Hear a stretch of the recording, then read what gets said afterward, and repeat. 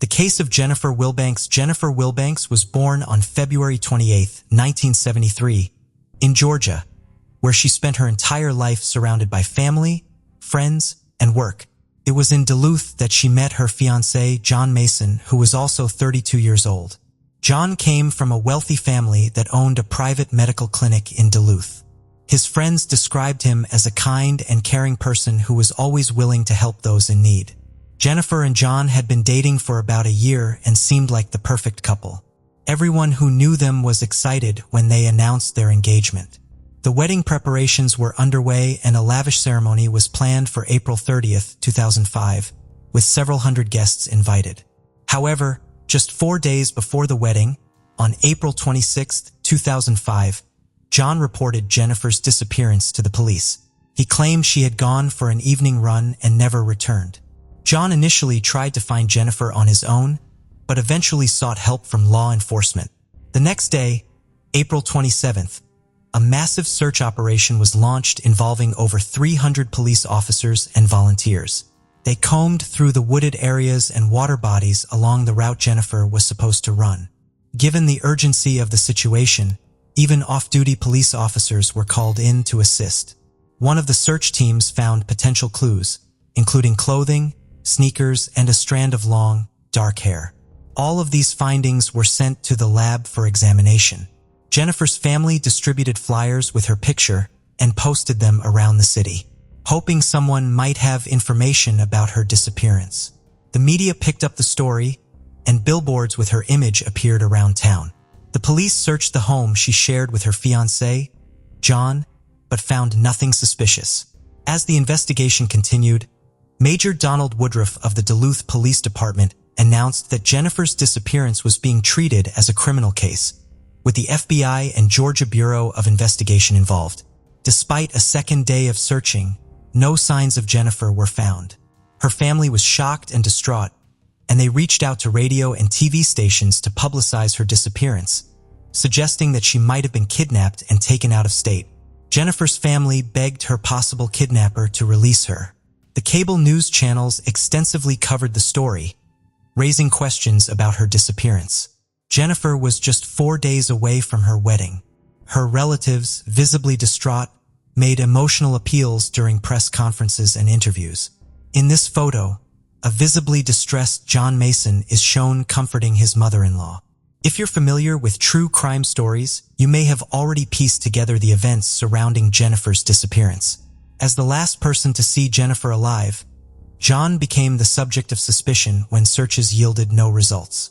Investigators sought to uncover the truth behind John's wholesome image. To those who knew him, he appeared to be a law-abiding citizen who attended church every Sunday and couldn't harm a fly. He was asked to take a lie detector test, but he declined. Instead, he took a private polygraph test with his lawyer present and gave the results to the police. However, this unusual action only heightened the detective's suspicions about John Mason. The test results did not conclusively determine whether John was involved in his fiancée's disappearance.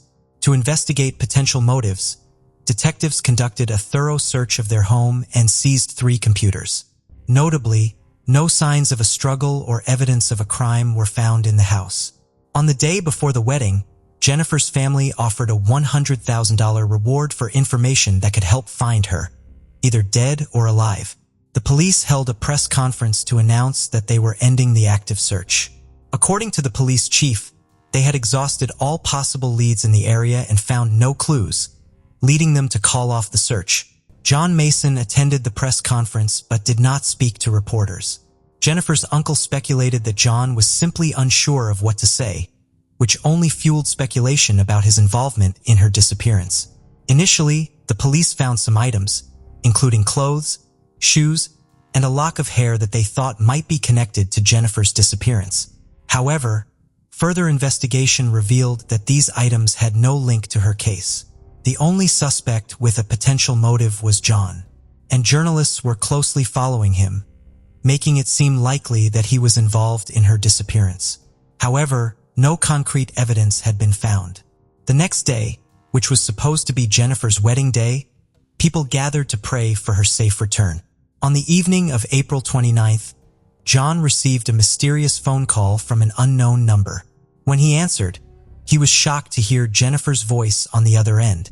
She told him that she had been kidnapped, taken to an unknown location, and forced into a physically intimate situation. She was crying and said that after everything was over, she was released, but now she was lost and didn't know where she was. John was overcome with emotions as he spoke to Jennifer, trying to remain calm to keep her calm as well. He was relieved to know she was alive, but soon a new end development would arise. After talking to John, Jennifer called 911 and reported her alleged kidnapping and release, stating that she was unsure of her location. The police investigation into Jennifer's disappearance led them to a payphone in Albuquerque, New Mexico, over 1,400 miles from her hometown of Duluth, Georgia. When officers arrived at the scene, they found Jennifer, who was reunited with her relieved family. The family praised the efforts of the community and the media, believing their attention had persuaded the supposed kidnapper to release Jennifer. However, during her interview at the police station, authorities noticed discrepancies between Jennifer's account of her ordeal and her actual appearance. She claimed to have been held captive by a man and a woman in their 40s, tied up in a blue van. But when FBI agents questioned her, they found numerous inconsistencies in her story. Confronted with these discrepancies, Jennifer confessed that she had fabricated the entire kidnapping. Jennifer had actually left her fiancé, John, by telling him she was going for a run and instead boarded a bus to New Mexico. She explained that she had been overwhelmed by the pressure of her upcoming wedding and couldn't cope. Further investigation revealed that Jennifer had a history of problematic behavior with 3 prior charges of shoplifting. Jennifer was involved in several incidents of theft before her infamous kidnapping case. In 1996, she stole $37 worth of goods from Walmart. The following year, at the age of 24, she was accused of stealing $1,740 worth of merchandise from a supermarket. She paid for the damages and completed community service, which led to the theft charges being dropped. However, in 1998, she was caught stealing again with damages amounting to $98. There were also allegations of theft from families who had hired her as a nanny. These thefts were considered minor, and she managed to avoid imprisonment. After her disappearance and subsequent return, the attention shifted from the thefts to the large-scale search operation conducted by the state of Georgia, which cost nearly $60,000. Jennifer attributed her disappearance to the overwhelming pressure of her impending wedding. With numerous tasks to complete and limited time, she felt stressed and pressured. Authorities later stated that the wedding had become too much for her to handle. Duluth Police Chief Randy Belcher clarified that Jennifer's fiancé was innocent of any involvement in her disappearance, despite initial suspicions. Jennifer Wilbanks, dubbed the runaway bride, apologized publicly to her family, friends, and community for her disappearance. When she returned, her fiancé, John Mason, immediately gave her back the engagement ring she had left behind, signifying his ongoing commitment to their relationship. According to Mason, his commitment to Wilbanks was solidified when he proposed and gave her the ring, regardless of their unfinished wedding plans. Following her return, Wilbanks sought medical treatment to address underlying issues that contributed to her escape. However, her troubles persisted, and she was charged with making false statements related to her disappearance. This led to a guilty plea for perjury resulting in 2 years of probation, 120 hours of community service, and a restitution payment of over $15,000 to the city. The situation took another turn when Wilbanks sued her now ex-fiancé, John Mason, in 2006. They had ended their engagement, and Wilbanks claimed that Mason had exploited her trust during her treatment by selling the rights to their story for $500,000 without her knowledge. He allegedly used the funds to purchase a house, registered solely in his name, and then kicked her out after their breakup. Wilbanks sought $250,000 as compensation for her share of the house and an additional $250,000 in damages. After the failed wedding, John Mason filed a countersuit against Jennifer Wilbanks, claiming he suffered emotional distress from being left at the wedding, suggesting she might have been involved in her own disappearance. In December 2006, both parties dropped their lawsuits, reportedly as part of a settlement. Meanwhile, Jennifer's notoriety caught the attention of global media, making her a temporary celebrity. In the aftermath, several products emerged, such as a runaway bride action figure in a hot sauce called Jennifer's Hightail in Hot Sauce. A musical play based on her story opened in Duluth, Georgia in March 2008. Even a photo of her fiancé, John Mason, appeared in the house for the 2008 movie, The Grand. Eventually, John Mason married another woman in 2008 in a small ceremony at his parents' home. Jennifer also got married in 2010, but her marriage ended after 11 years, and she still resides in Georgia. Our first case today takes us to Bucks County in the state of Pennsylvania, the fourth most populous county in Pennsylvania with a population of over 640,000 people. This county seat is the city of Doylestown. It has a total area of 622 square miles and is bounded by the Delaware River on its southeastern side. It was here, near the river, that a shocking discovery was made in 1986. June 15, 1986 was a quiet and seemingly peaceful Sunday morning in Buckingham Township in Bucks County, Pennsylvania. As it was the end of the weekend, most people spent their mornings sleeping in after their late nights out on Saturday. Others looked to their hobbies for some solace, and a fisherman from Buckingham Township decided to spend his morning by the Delaware River doing what he loved best: fishing.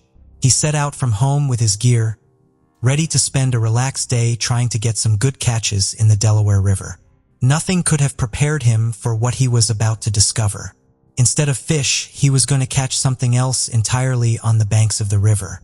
He arrived at the river and was walking along the bank near the Mooresville boat ramp, looking for a good spot to establish himself, when he noticed something white sticking out of the shrubbery at the side of the riverbank. Curious, he went closer to see what it was and recoiled in shock when he realized it was a human skull. He looked around to see if there were any more bones or remains scattered near the skull, but could find nothing.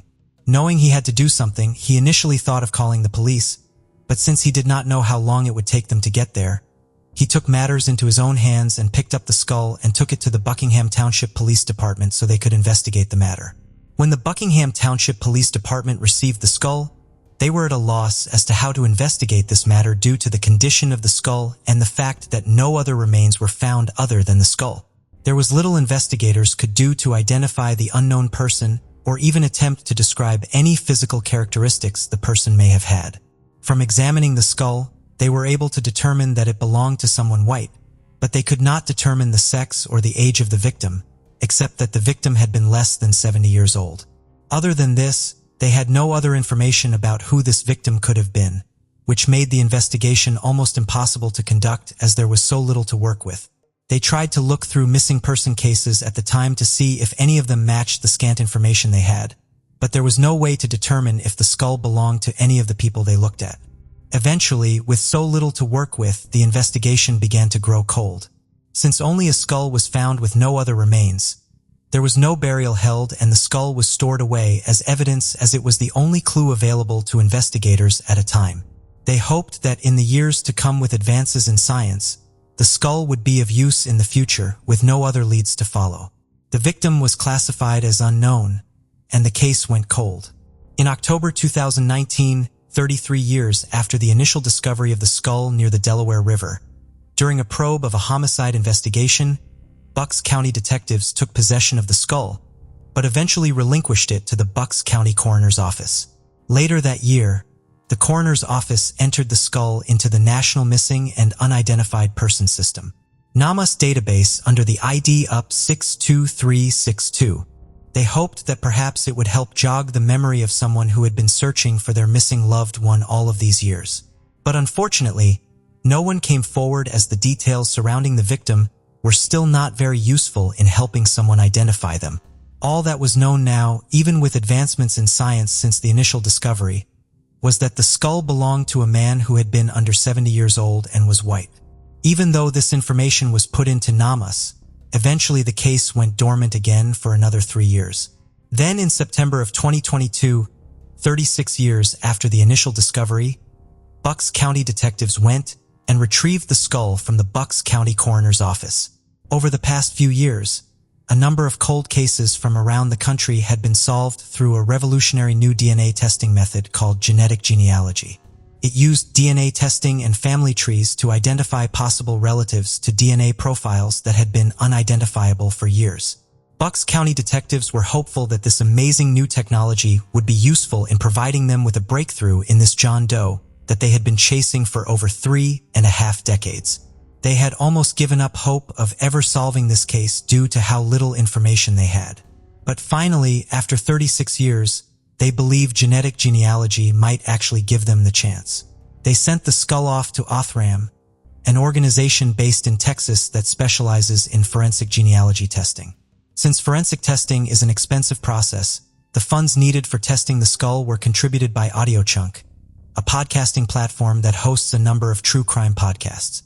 Once the funds were secured through AudioChunk's help and generosity, the forensic investigators at Othram got down to work. First, they developed a viable DNA extract from the skull, and then used a forensic-grade genome sequencing to develop a comprehensive DNA profile. Their in-house genealogy team then tested this profile against other profiles within their system to find if there were any matches within their databases that could lead them to relatives of the John Doe who were still alive in 2022. After a few short weeks of waiting for results, they were led to a 49-year-old woman residing in Florida, whose DNA partially matched the profile they had developed from the skull. From the percentage of the match, ophthalmologists believed that this woman could possibly be the daughter of John Doe, who had remained unidentified all these years. They provided these leads to the Bucks County detectives, who went to interview the woman on January 4, 2023, to see if her father had been missing for over 3 decades. The woman, whose name was not released to the public, revealed to the detectives that her father had in fact gone missing when she was only 11 years old. A subsequent test comparing the woman's full DNA results with the profile author had developed confirmed a parent-child relationship between their individual samples. Detectives had finally made a breakthrough in identifying the John Doe, and they learned that his name had been Richard Thomas Alt. Richard Thomas Alt was born in 1954 in the city of Trenton in the state of New Jersey. While not much is known about his early life, he spent all of it within Trenton itself, where both his parents doted on him dearly. He remained close to his parents as he grew into an adult, and since they lived in the same city, he would often spend time with them. Sometimes in his late 20s, he met a young secretary named Lorie Saddam and was instantly smitten by her. The two of them quickly got into a relationship and were still together at the time when Richard went missing. The last recorded time of Richard being seen alive was on Christmas of 1984. When he visited his parents in a spirit of festive cheer, they had a wonderful time together, and when he left, his parents had no idea that this was the last time they would see their beloved son. Over the next few days, they began to grow increasingly concerned as there was no form of contact from Richard, which was very unusual. They tried to call him, but got no response. And when they tried to call his girlfriend, Lorie, to find out if she knew where he was, they could not get in touch with her as well. Finally, in January of 1985, they reported him missing to the police. A missing persons report was generated and a description of Richard was sent out to the public. In it, he was listed as 5 feet 10 inches and weighing 140 pounds. He was a Caucasian man with medium to long strawberry blonde hair and blue eyes. The description was put out to the public in hopes that someone who had seen Richard would come forward, but no one did. His girlfriend, Lorie, who no one could find as well, was also reported missing at the time. Sadly, 3 months later, on April 20th, 1985, 2 men who were fishing from a boat in the marina on the Delaware River in Trenton found the body of Lorie Sudman floating on the water. When they called the authorities, they were able to identify her using fingerprint analysis as her prints were in the system as she had been previously arrested for a drug charge.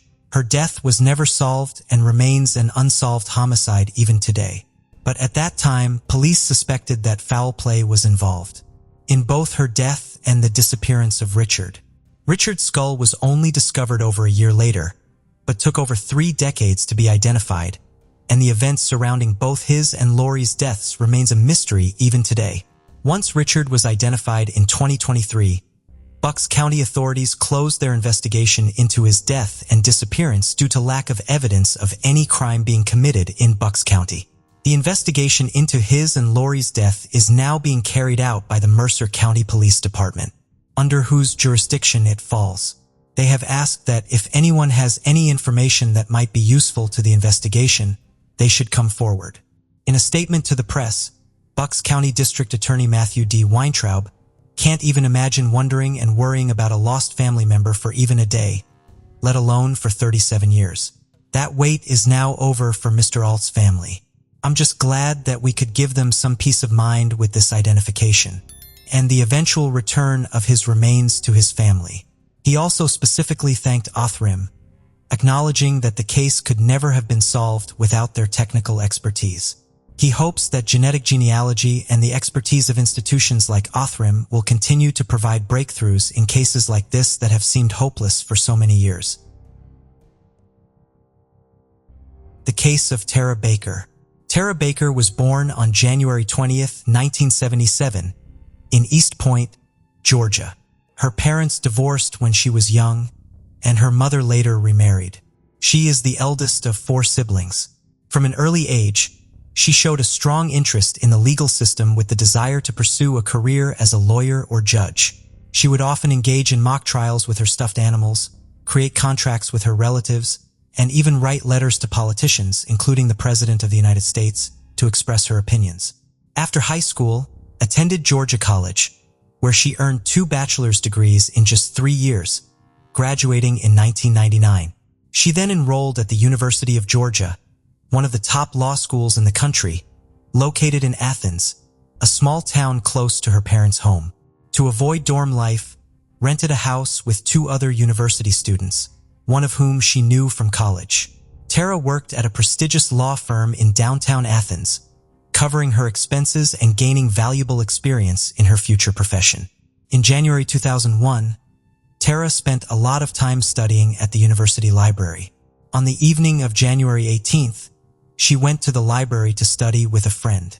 Her friend left the library around 7:30 p.m. Tara stayed behind, calling her friend at 9:46 p.m. to check if she had arrived home safely, mentioning that she would head home soon.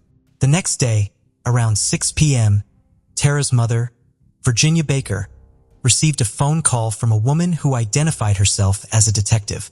The detective tells Virginia that they need her daughter Tara's fingerprints for their current investigation. Believing it was a prank, Virginia hung up, but her curiosity got the better of her. She decided to call the Athens police station to verify the call. Police said the caller was actually a forensic detective, and they further informed her that there had been a fire at Tara's home. The detective explained that they were trying to locate Tara, but so far, they had only found one of Tara's roommates who had been out at the time of the fire. The other roommate was also missing, and investigators suspected that the unidentified body they found might be one of them. Virginia was desperate for information and asked the detective to describe the room where the body was found. The detective's response sent a chill down Tara's spine. The room was filled with Tara antique items, which she had spent years collecting. Virginia and her family immediately drove to Athens to see what was happening to their daughter, hoping that it was just a misunderstanding and that Tara was safe. Upon arriving at the police station, they were forced to wait for several hours without receiving any updates. Eventually, a detective emerged and delivered the devastating news. The body found in the house was indeed Tara's, and her death was a result of murder, not the fire. However, the detective was exhausted and declined to answer any questions. Before departing, he shared one crucial detail. Tara had inadvertently left behind a clue. Fragments of the perpetrator's skin were found under her fingernails, which could potentially aid in identifying the killer. Tara's family was shocked, confused, and hopeless by the news. Despite their requests for more information about Tara, the police remained silent, not providing any further details. The family of Tara Baker was left in the dark about her murder investigation. Despite their repeated attempts to get information from detectives, they were met with silence. The local police department never reached out to them, forcing the family to constantly call and visit the station to beg for updates. Through persistence, they were able to gather some details about the case. Firefighters were called to Tara's address on January 19th at approximately 11 a.m. in response to a fire. After extinguishing the flames, they found Tara's body inside. The medical examiner's report confirmed that she had been murdered, with signs of strangulation and stabbed wounds. It appeared that the killer had set the fire to destroy evidence after Tara's death. However, the police refused to share the medical examiner's report with Tara's parents, leaving them without crucial information about her murder. The family also discovered that some evidence may have been destroyed by the firefighters. Unfortunately, this is not uncommon in cases like this. Investigators may not have properly secured the crime scene, which could have resulted in the loss of evidence. As Tara's family sought answers about her death, they were met with a lack of transparency and disrespect from the police. They were not kept informed about the investigation, were often treated rudely and unprofessionally. In an attempt to hold the police accountable, they began to record their conversations and filed complaints, but these efforts yielded no results. The family sought the advice of a renowned criminologist. However, the local police department would only allow him to review the case materials under one condition. He was not to share any information or findings with Tara's relatives. This left Tara's family unable to find answers about her death. Tara's family waited 10 years to get her death certificate. After writing to the state governor, they finally received it, but it didn't give them the answers they were looking for. Instead of explaining what caused her death, the certificate simply stated that she died from multiple injuries without providing any further details. Despite the police continued their investigation, but their actions raised several questions. When Tara's body was discovered, firefighters immediately called the police, recognizing that a murder had taken place. But the crime scene was seriously destroyed due to extensive damage from the fire and water used to extinguish it. Furthermore, the family later discovered that some surviving items at the crime scene were not examined for fingerprints. Tara's laptop was found missing from her room, but other valuables were intact. Since there was no evidence of forced entry, investigators suspected that Tara was familiar with her killer and had voluntarily allowed them into her room. Although the crime scene was heavily damaged due to the fire, investigators established that Tara's two roommates were away from town at the time, leaving Tara home alone. Because it was difficult to determine the exact time of death, medical experts narrowed the window down to a time frame of 10 p.m. when Tara left the library to 11 a.m. when neighbors called the fire department. The likelihood of the crime occurring during the early morning hours, given the speed at which the fire spread. The police investigation uncovered two significant leads. One involved a witness who reported seeing a middle-aged white man running down the street on the morning of the murder, wearing only a t-shirt and jeans despite the winter weather. Additionally, the police discovered a suspicious phone call made to Terrace University a few days before her death. A heavily intoxicated man had called the university's student information line. The man managed to correctly provide Tara Baker's name and request her phone number. Although the phone call was highly suspicious, the police were unable to identify the caller. Meanwhile, Tara's boyfriend became an immediate person of interest in the investigation. He provided an alibi which was verified by the police, but they continued to view him with suspicion. Police have repeatedly questioned him and asked him to provide additional biological samples, answer additional questions, or undergo a lie detector test. Tara's boyfriend was asked to identify her body after the fire. He had traveled from another city to Athens as soon as he heard the news. Although Tara's parents were already in town, the police requested that the boyfriend make the identification. However, he was not allowed to enter the house. Instead, a police officer took a photograph of the body and showed it to him on a camera screen. The boyfriend was shocked and unsure if the body was Terry's. To confirm, he asked to see a pair of earrings he had given her. The officer retrieved the earrings from the body Terry's and showed them to him.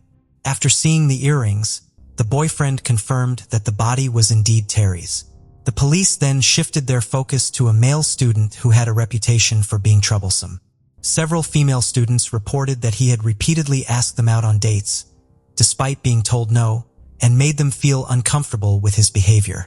The student had also asked Tara out multiple times, despite knowing she had a boyfriend. Detectives investigated the student, but found no evidence linking him to the crime. They even asked Tara's friends to monitor the boys, but this did not bring any new progress. Detectives began to focus on another suspect, a guy who was Tara's co-worker. When they interviewed his co-workers, they discovered that his behavior in the days leading up to the murders was very strange. Specifically, he had stopped socializing with a group of close co-workers. Additionally, just days before the murders, he had told Tara that he would not be able to attend her birthday party, which was scheduled for the day after the murders. On the morning of January 19th, one of Tara's co-workers tried to convince him to attend birthday celebration, as Tara had been hurt by his initial refusal. When the colleague visited the attorney's office, however, he was nowhere to be found. This was unusual, as the attorney was typically present at the office in the mornings. A check of his work schedule revealed no meetings or appointments, adding to the mystery of his absence. His behavior raised suspicions after Tara's murder. He was absent on the day of the murder, but the next day, he visited a colleague's home and acted strangely. Many suspect that he regularly used illegal drugs, which may have contributed to his erratic behavior.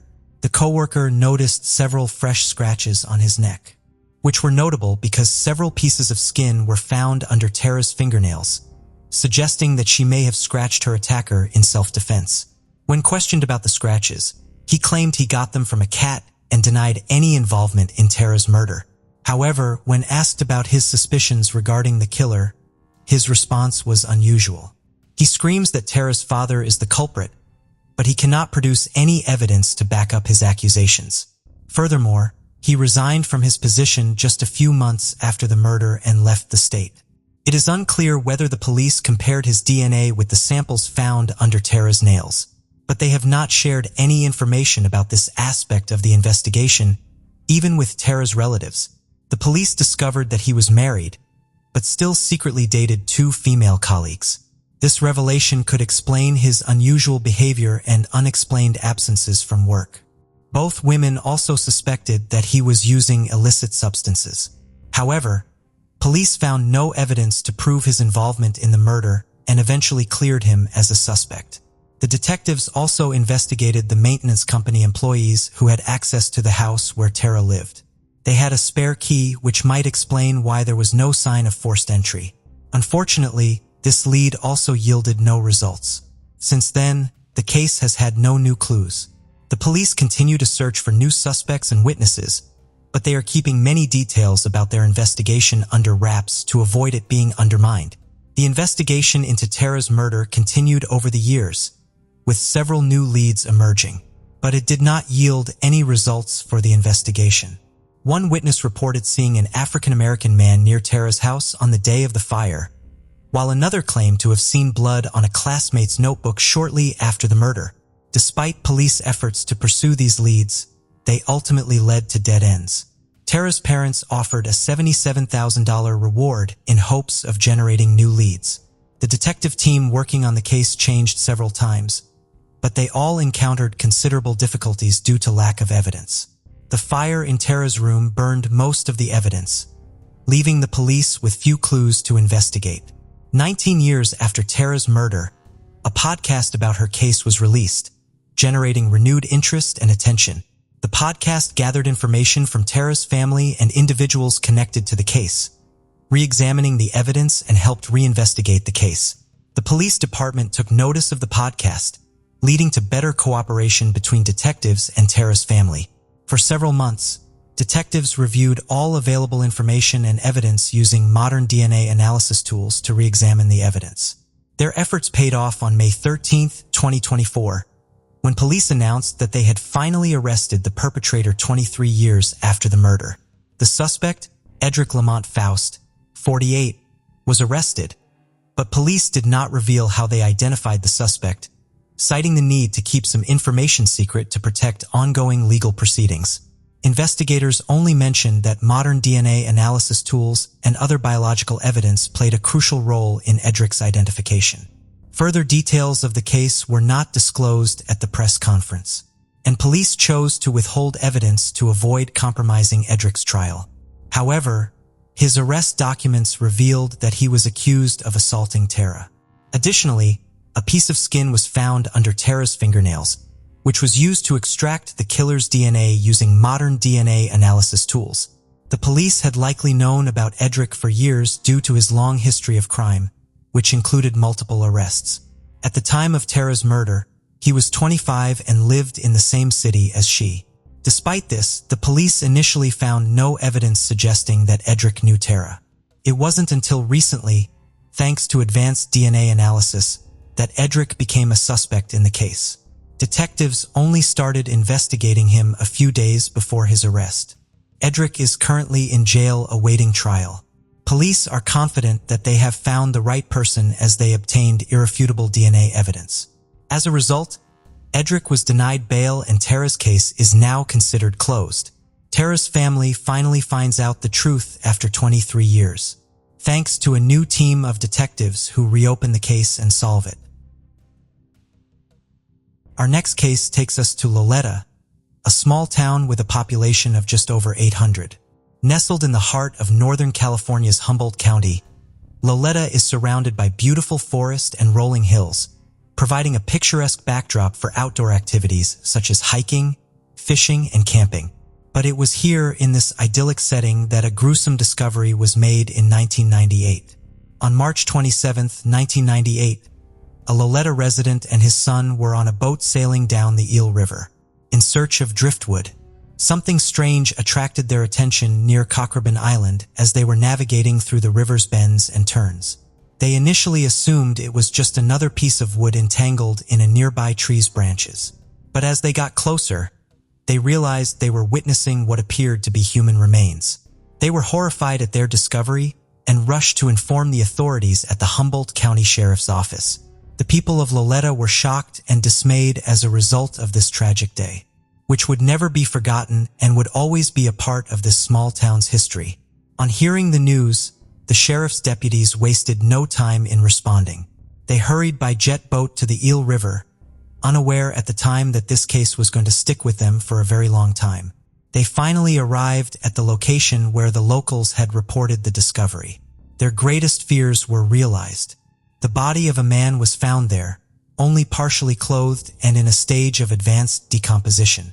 The deputies could make out that he was a white adult male despite a state of decay. But other than that, they had no idea who he was or how he got into the river. The deputies were shocked at what they were seeing, and even the most seasoned were taken aback by the state the body was in. They removed the body from the water right away, meticulously going through the clothing, hoping that they would find some scrap of information that would have allowed them to identify the deceased. However, they were disappointed when they found that there was no form of identification, and no personal possessions, basically nothing that could have assisted in identifying the victim. The body was taken from the scene and brought to the coroner's office for additional investigation. Although the results of the autopsy were disheartening, they provided the police with a place to start. The autopsy found that the individual had been in the water for a month before his discovery, and according to the coroner's report, the cause of death was that he had drowned. They were also able to find out some basic information about the man, including the fact that he was a white male adult, 5 foot 10 inches tall, about 170 pounds and likely 35 to 45 years old. However, when they checked the database, this description did not match any reported missing persons from Northern California. Taking this into account, they began an investigation to find this unknown man's identity, and he was given the name of the Humboldt County John Doe. As they attempted to solve the riddle surrounding the man they had discovered in the river, detectives felt a sense of urgency before they could figure out what happened before his death. They understood they had to learn who he was. They were determined to learn who this individual had been because they were positive that someone out there was missing a loved one. The investigators put in a lot of effort and made the man's description public, hoping that it would jog someone's recollection of filing a missing persons report and lead to new information in the case. Days became weeks, yet despite all of their efforts, they had no results. But they remained hopeful that a single clue could help them crack the case wide open, and in this hope pursued every possible lead to the best of their ability. When the California Department of Justice discovered one latent fingerprint on the body later in 1998, there was finally some hope for the police. The automated latent print system was then used to analyze this. The detectives hoped that this could be a break in the case that they needed. However, their hopes were again dashed when the results came back and there was no matches in the system. Despite the setback, the investigations collected the man's DNA profile, which they then submitted into a number of databases, including the National Unidentified Persons DNA Index and the California Missing Persons DNA Database. Again, they searched the databases looking for any indication of a match, but it turned up no results. As the years went by, the case remained open, as missing persons investigation cannot be closed. The DNA profile was routinely searched against profiles from both missing persons and other human remains in the combined index system COIDUS, but no profile matches were ever made. Over time, even though the investigation remained open, the case went cold. For 25 long years, the case lay dormant with no new information or leads for the detectives to follow. In December 2022, the sheriff's office partnered with a forensic genealogy company called Othram, which is based in Texas. The partnership sought to identify the man through the application of innovative forensic DNA testing. A sample of the man's DNA was submitted to the lab where the group of specialists started carefully and meticulously examining it by utilizing forensic-grade genome sequencing, a cutting-edge method. They were able to create a comprehensive DNA profile of the man after obtaining the profile. Their genealogy team used forensic genetic genealogy to provide leads for investigations. This innovative approach combined DNA testing with traditional genealogical methods to create family profiles by studying the genetic makeup of a DNA profile and comparing it within the many profiles already in the system. Researchers can determine whether there are any biological relations of the profile they are testing for within the system and the percentage of the match. This was the method they used to identify the Humboldt County John Doe. After months of agonizing anticipation, the authorities finally heard back from Othram with the results of the testing in middle of February 2023. According to the lab's analysis, it was very likely that the Humboldt County John Doe was the relative of a woman named Cheryl, who was living in Missouri at the time. Othram believed that Cheryl was likely Humboldt County John Doe's sister. The detectives from the Humboldt County Sheriff's Office then reached out to Cheryl and learned that she did indeed have a brother who had been missing for many years named Jeffrey Todd Seydoux. Cheryl was shocked to hear from detectives about her missing brother after all these years.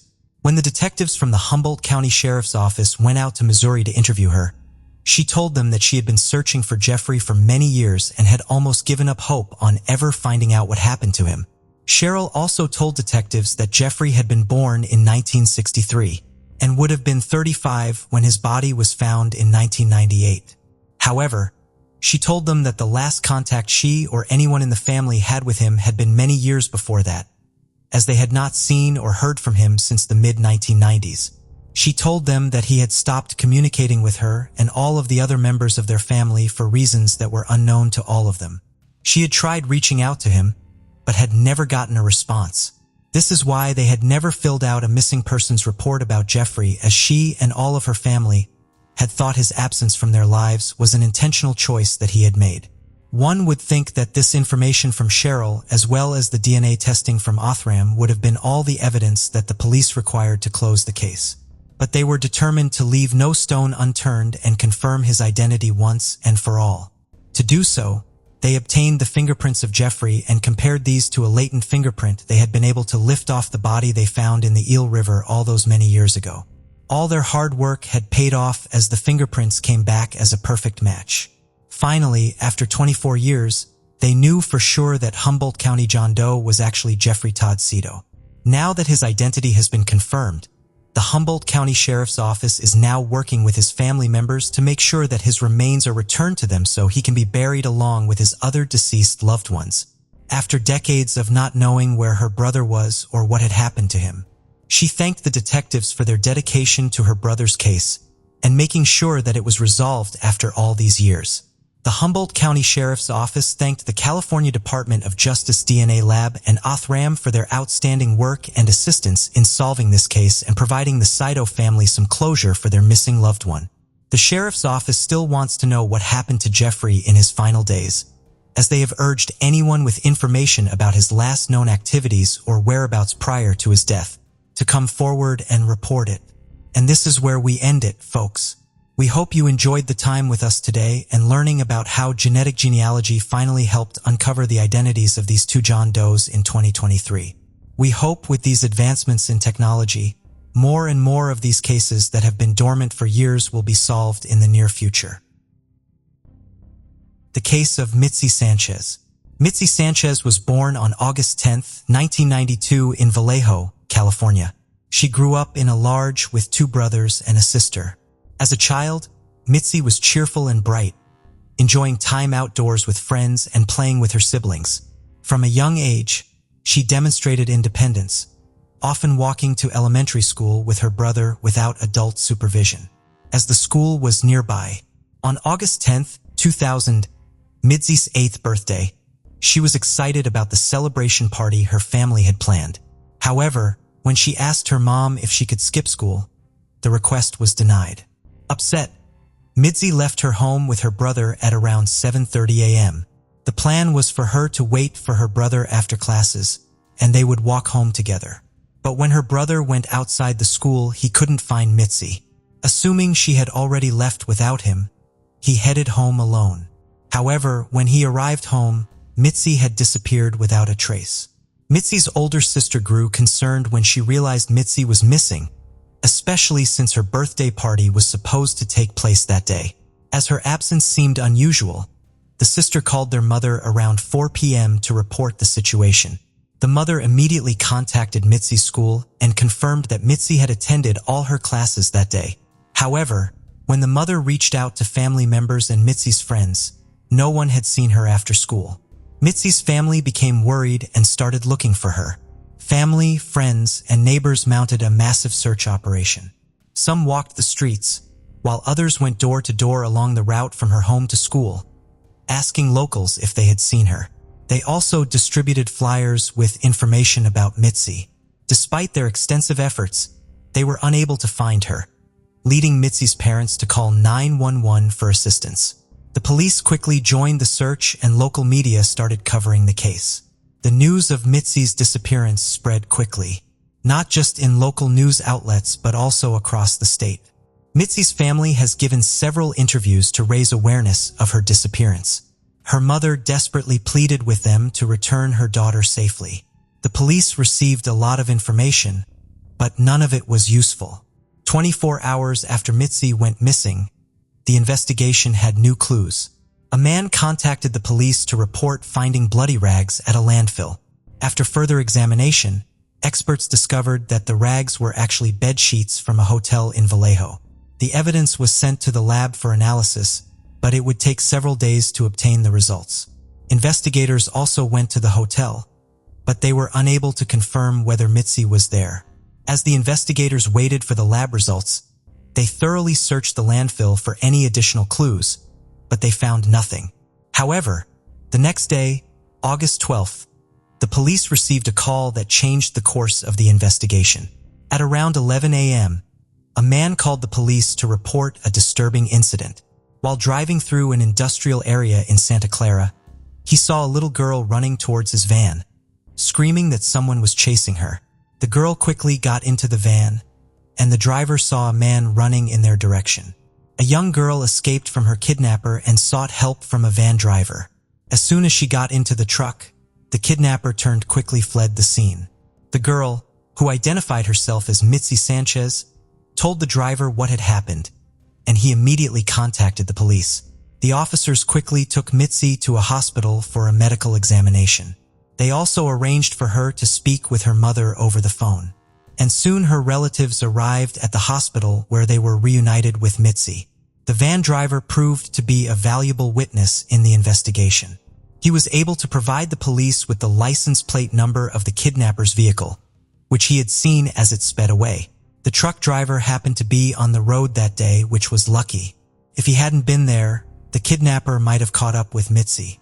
Police checked the license plate and discovered that the car belonged to 39-year-old Curtis Dean Anderson, a man with a history of crime. He had previous convictions for theft and kidnapping and was also suspected of other offenses. Police took a statement from Mitsy about what happened to her. Mitsy recounted that on August 10th, she was excited to finish school and head home to celebrate her birthday with her family. When her last class ended, she decided not to wait for her brother and walked home alone. As she walked, she noticed a car parked by the side of the road about a few hundred yards away. Inside, a man was watching her through the rearview mirror. The girl felt uncomfortable, but she was not worried because it was daytime and she was walking on a familiar street. In addition, because she was young, she was not aware of the potential risks posed by strangers. Mitsy was approached by a man who got out of his car and asked for her help. He claimed to have a leg injury from an accident and needed assistance in retrieving a roll of tape from under the car seat. Despite feeling uneasy, Mitsy agreed to help, as her parents had taught her to assist others in need. However, as soon as Mitsy reached for the tape, the man's intentions became clear. He pushed her into the car, covered her mouth, and slammed the door shut. Mitsy tried to scream, but it was too late. The man drove away, Mitsy to watch in horror as they passed by her home, where her family was preparing to celebrate her birthday. The man eventually stopped in a deserted parking lot, where he gave Mitsy new clothes and forced her to change. He then threw away her old clothes in a nearby trash bin. He warned Mitsy not to try to escape, claiming he had a gun and that no one had ever managed to escape from him. For the next few hours, Mitsy was driven to an unknown location. Mitsy demanded to know why she had been kidnapped, but the man's response was that he had gone through a similar experience as a child. When night fell, he stopped the car again and began covering the windows with rags to conceal their location. He then shackled Mitsy's leg with a chain and padlock. The man pulled out a bottle of alcohol and insisted that Mitsy drink some. Despite her initial reluctance, she eventually gave in. He took pictures of her using a camera. The perpetrator then lay down in the car to sleep. Fearing that she would be at his mercy if she fell asleep, Mitsy stayed awake and began thinking of an escape plan. Her chance came when she saw a police car driving past the parking lot. However, it was too far away, and she realized that even if she screamed, the officers would not be able to hear her. The next day, the perpetrator continued to drive Mitsy around the city, forcing her to sit on the floor of the car and covering her with sheets to conceal her from view. At one point, he briefly stepped out of the vehicle, giving Mitsy an opportunity to try and escape. She attempted to free her leg from the chain but quickly realized it was impossible. She also found a nail file and tried to use it to unlock the padlock, but unfortunately, it didn't work. When the perpetrator returned to the car and drove away, he made a disturbing claim. He had stopped by Mitsy's parents' house. Under the guise of a good citizen, he asked for flyers to distribute around town, further manipulating the situation. Mitsy was left feeling shocked and overwhelmed, knowing she had been so close to home, yet still remained in captivity. Over the next few hours, the perpetrator repeatedly stopped the car, getting in and out. Eventually, he drove to a remote area outside of town and parked. There, he committed a sexual assault against Mitsy, leaving her in a state of shock. Afterward, the perpetrator fell asleep. The next morning, he resumed driving, making several stops to buy cigarettes and alcohol. When he returned to the car and leaned into the cabin, an object fell out of his pocket. He warned Mitsy not to look, but she disobeyed. She glanced down and saw a large set of keys. Mitsy quickly realized that one of the keys could open the lock on her chain. Although afraid of the perpetrator's possible reaction, Mighty was brave enough to act. She grabbed the keys, selected one that seemed to fit the lock best, and tried to unlock it. To her relief, the key worked. Mitsy managed to free herself from the chain and moved towards the car door, which was the last barrier between her and freedom. To escape, she opened the window and tried to climb out. However, her body was exhausted, and her legs had almost no strength left.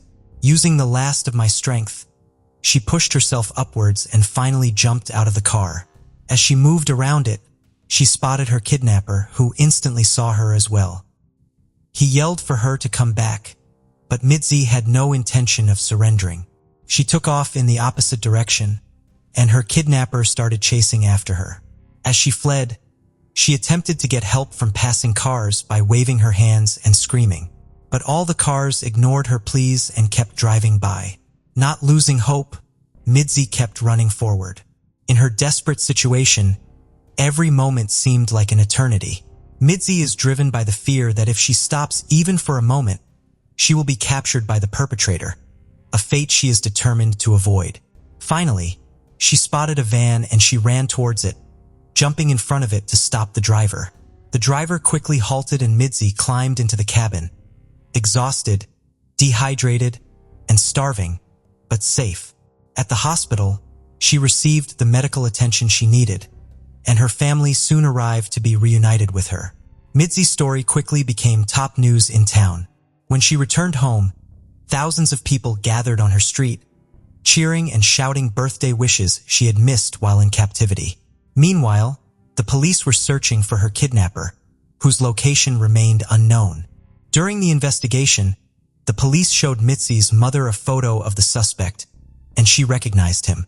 She had seen him twice before, once before Mitsy's abduction, when he was standing on their street, staring at their house, and again the day after Mitsy's disappearance, when he came to their home asking for flyers. Police eventually arrested the suspect, Curtis. He confessed to Mitsy that she was not his first victim and that no one had ever managed to escape him before. Curtis's careful planning and execution suggested he had experience with similar crimes. It is notable that Curtis had a prior conviction for kidnapping a woman in 1991, for which he served time until his release in November 1999. The trial began in April of the same year. Mitsy bravely testified in a crowded courtroom recounting every detail of Curtis's crimes against her. Even though Curtis was there, Mitsy remained calm and completed his mission. As a result, Curtis received a 251-year prison sentence. However, this marked the beginning of a new chapter in the investigation. Detectives regularly visited Curtis in jail, questioning him about potential involvement in other crimes. One of these visits, they discovered that Curtis had confessed to a fellow inmate about kidnapping and murdering 8 additional girls. The inmate agreed to cooperate with the police, sharing Curtis's confession in detail. However, Curtis himself was reluctant to reveal all his secrets. Instead of denying the allegations, he attempted to negotiate privileges in exchange for information, speaking with detectives in riddles. As for Mitsy, she was constantly bullied and ridiculed by her classmates, labeling her the kidnapped girl. They even told her she should have died instead of being rescued. The constant bullying made her school years extremely difficult, which hindered her recovery from the traumatic experience. Mitsy could no longer handle the immense pressure. As a result, she turned to alcohol as a means of coping with stress, relying more and more on it. Eventually, she lost hope of returning to a normal life. However, a car accident after a party with friends changes her life forever. Mitsy suffered serious injuries, including a broken neck and arm, and spent 2 weeks in a coma. Upon waking up, she received news from her doctors. She was pregnant with a daughter. This gave Mitsy the power to change her life for the better. She decided to devote herself entirely to her daughter and also to helping other children who were victims of various crimes. Mitsy went on to found a non-profit organization that continues to help those in need to this day. As for Curtis, he passed away in 2007 due to illness just 6 years after being sentenced. The detectives' only regret was that they were unable to obtain full confessions from him regarding other cases he was suspected of being involved in. Notably, his son followed a similar path and was also convicted of murder. Unfortunately, the son's life was cut short in prison in 2019.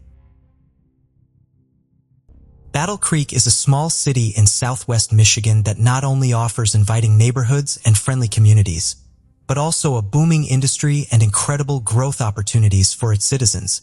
Known as the birthplace of the cereal industry, Battle Creek occupies a strategic location between states and a major highway that facilitates a steady inflow of tourists for its beautiful landscapes.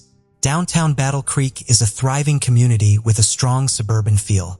Battle Creek, known for its natural beauty and recreational opportunity, is one of the best places in Michigan to raise a family. From the same thriving and friendly community, a 21-year-old tragically disappeared in 2005 without a trace. On October 16, 1983, Russell and Sherry Parlier had their second child, a baby girl who they later named Ashley. Ever since her childhood, Ashley had been a shy and quiet person. She also was very naive and innocent. When she got older, she did not make a lot of friends. Ashley's older sister, Nicole Campin, recalled that her sister was very trusting. She said, "One of the biggest things I remember about her is she was so trusting and she really just saw good in people. She wanted people to be what she thought the world should be, and that was good." Ashley had beautiful brown eyes and brown hair, and her smile with crooked teeth was really pretty. Ashley also had a mild mental disability that made her function at the level of a teenager between the ages of 12 and 14. Despite her problems, she managed to live life enthusiastically. She graduated from Battle Creek Central High School and got a job at the nearest Taco Bell restaurant in the 800 block of Northeast Capitol Avenue. She wanted to get her own car, for which she had been saving up some money from whatever she earned at Taco Bell. But sadly, Ashley, young woman who wanted the world to be a happy place, had tragedy waiting for her just around the corner. And despite her kind and gentle nature, the world was not kind to her. 21-year-old Ashley Parlier had a lean build at about 5 feet 9 inches tall. She weighed only 100 pounds. So on June 12, 2005, when her parents noticed that she appeared to have a bump, they were noticeably worried. After all, Ashley was too innocent both by nature and in her mental capacity. They feared for her health, so they wanted her to see a doctor and get prenatal treatment if she decided to carry the baby. Ashley had a huge argument with her parents about the entire incident and left the house upset. She took off from her house in Bedford Township in the Urbandale neighborhood, with no car, driver's license, cell phone, or credit card. However, she did have some cash amounting to about $700 with her. The family wanted to give her the time she needed to cool off, but Ashley never returned home. When minutes turned into hours and hours turned into days, the Parlier family panicked as they knew something was not right. Initially, they had believed that Ashley would spend a couple of days at one of her friends and cool down and then return home to them. But when she hadn't returned after multiple days and they were unable to get in touch with her, they were left with no choice but to report her missing to the police. The police did not have much evidence to work with or leads to follow, so they released Ashley Parlier's picture to the public, along with her physical description in the hopes this would help them generate some leads. Along with her physical description and weight and build, they also released details of the outfit she was wearing when she went missing. She was last seen in a checkered shirt and a pair of blue jeans paired with brown leather sandals. It was not long after the police got numerous tips about sightings, especially in the Houghton Lake area. The family heaved a sigh of relief. They hoped that she would be found and they could then persuade Ashley to come back home. But the police soon gave the Parlier family bad news. All the sightings were false and cannot be confirmed. So wherever Ashley was, she was not yet ready to come back home. The investigation reached stage 2, and the officers' initial doubt landed on Sherry and Russell, Ashley's parents, who had taken a while before finally filing a complaint. Her father agreed to take a polygraph test and was cleared, but Ashley's mother, Sherry, declined to take the polygraph test. The important thing to mention here is that Sherry had already started to show signs of Huntington's disease, which was properly diagnosed a few years later. Ashley's sister, Nicole, clarified that not coming home for this long was definitely unusual behavior because Ashley had never done anything like that. But the family had believed that since they had a pretty big argument before she left, she was probably blowing off steam at a friend's place. They had assumed that she would come back home by the weekend and they would be able to work through the situation. Nicole said that her parents were the last two to see her at that time, so the police had obvious concerns. She added again, "We are a small-town Michigan family. We never thought that this would be a 16-year ordeal of trying to figure out where a daughter and sister is." The police also tried searching for her then estranged boyfriend. At some point in months before she disappeared, they had broken up. But police in Ashley's family believed that she was carrying his child. At the time of the interrogation, he had another girlfriend who was also pregnant. He was not ruled out as a suspect, but the detectives could not find any evidence against him. Ashley's friends and close relatives were also questioned, but again no clue came into light. However, another angle emerged. The officers learned that Ashley may have been suicidal. The police suspected that if she had taken her own life, then they would be able to find the body somewhere. So the police actively searched for her body. Nothing of substance could be found. Then they theorized that maybe Ashley was robbed, but there had been no change in her social security number all the while she was gone. By now, the police were ready to give the Parlier family more bad news. They informed her family that they suspected foul play, and it was likely that Ashley was already dead. They also assured the family that they were not giving up on her. They continued an extensive search to find Ashley Parlier, but the case eventually went cold. Over the span of the next 18 years, several officers from Battle Creek Police Department worked on Ashley's case. Her disappearance became a mystery for the whole department because they kept finding persons of interest, but there was never any valid evidence against any of them to make them a suspect. In the year 2020, when they suspected that she might have been murdered outside of Battle Creek City, they assigned the case to the sheriff's department. It was only in 2021, when they were least expecting it, that they had a breakthrough in the case. Having gone nowhere for around 16 years, the case had turned cold, but then something happened that would change everything. Pennsylvania law enforcement contacted Calhoun County officers when they unexpectedly found a lead in Ashley Parlier's case. In January 2021, Pennsylvania detectives were questioning 44-year-old serial killer Harold David Hallman III for the murder of two different women, Tiana Phillips and Erica Schultz. At that time, Hallman asked the officers if they could merge all three cases of Phillips, Schultz, and Parlier because he did not want a trial. The police had not mentioned Ashley Parlier anywhere during the conversation. In fact, they were not sure what he was talking about. So they further interrogated him about the Parlier case, and what they found was shocking. The police had not mentioned Ashley Parlier anywhere during their conversations. In fact, we're not sure what he was talking about. So they further interrogated him about the Parlier case, and what they found was shocking. It was not just a lead, but a full-blown confession. The detectives immediately got in touch with the Calhoun County Police Department to inform them about the new development in the case. When Calhoun County PD took over, their investigative efforts revealed that Hallman had lived in Battle Creek between 2002 and 2009, and he had been in touch with Parlier. Police learned that Hallman had been in contact with Parlier after Ashley had the argument at home. She visited him at his home in Emmett Township. Ashley told him that her parents wanted to get a pregnancy test. Later, Ashley and Hallman ended up in an argument. So Hallman knocked her unconscious after assaulting her, and then took her to the Pennsylvania hills, where he bashed her head in with a piece of wood until she did not move anymore. He also informed them that he left Ashley somewhere in the northern part of Newton Township and then gotten rid of his bloody clothing.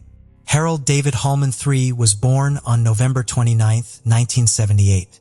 He had been living in Germany with his father in his early teens until he was a young man, but then his father left for Turkey and Hallman stayed behind to live with his girlfriend. At that time, he appeared to be a normal young man. Nobody would have guessed that he would have grown up to be a serial killer. The first time Hallman took someone's life was when he was 20 years old. Joseph Whitehurst, a 21-year-old son of an Air Force colonel, was living at a military base in southwest Germany. On May 30th, 1999, disappeared and was found outside Ramstein Air Base. A few days later, he had been bludgeoned to death using a club that was found at the crime site. When German police captured Hallman for an unrelated crime, he confessed to killing Whitehurst when he had started dancing around the campfire. Hallman said that he felt threatened by Whitehurst, so he attacked him first. Hallman also told the police, "It was the biggest rush I ever felt. Like your whole body. To this day, I don't know how many times I hit him and then I was gone." Despite his confession, he was only sentenced to a 6-year term at a German reform school. According to German law, a person below the age of 21 has to be tried in a juvenile court. Besides, Hallman was also diagnosed with schizophrenia at the time, which led to a more lenient sentence. He then came back to America and lived near Battle Creek Lakeview and the Fairfax Addition in Emmett Township, and was employed as a truck driver. It was around this time that he seemed to have a huge role in the disappearance of Ashley Parlier in 2005. Later, on June 13, 2018, a mother of 2 children, Tiana Phillips, when he was finally under arrest 3 years later, and police were interrogating him, he confessed that he hadn't actually wanted to murder Phillips specifically, but he wanted to kill again. Erica Schultz had doubts about meeting a person she had online conversations with. She knew him as Dave. On December 6, 2020, Erica was reported missing. Erica had autism and was a woman of habit. So when she did not show up, the police checked her phone records and connected Holman to her murder. In his confession, he casually mentioned that killing Erica Schultz was like just another day in the park for him. When he was arrested, he was found along railroad tracks in Duncannon, Pennsylvania, with a self-inflicted wound. He believed he needed to die for his sins.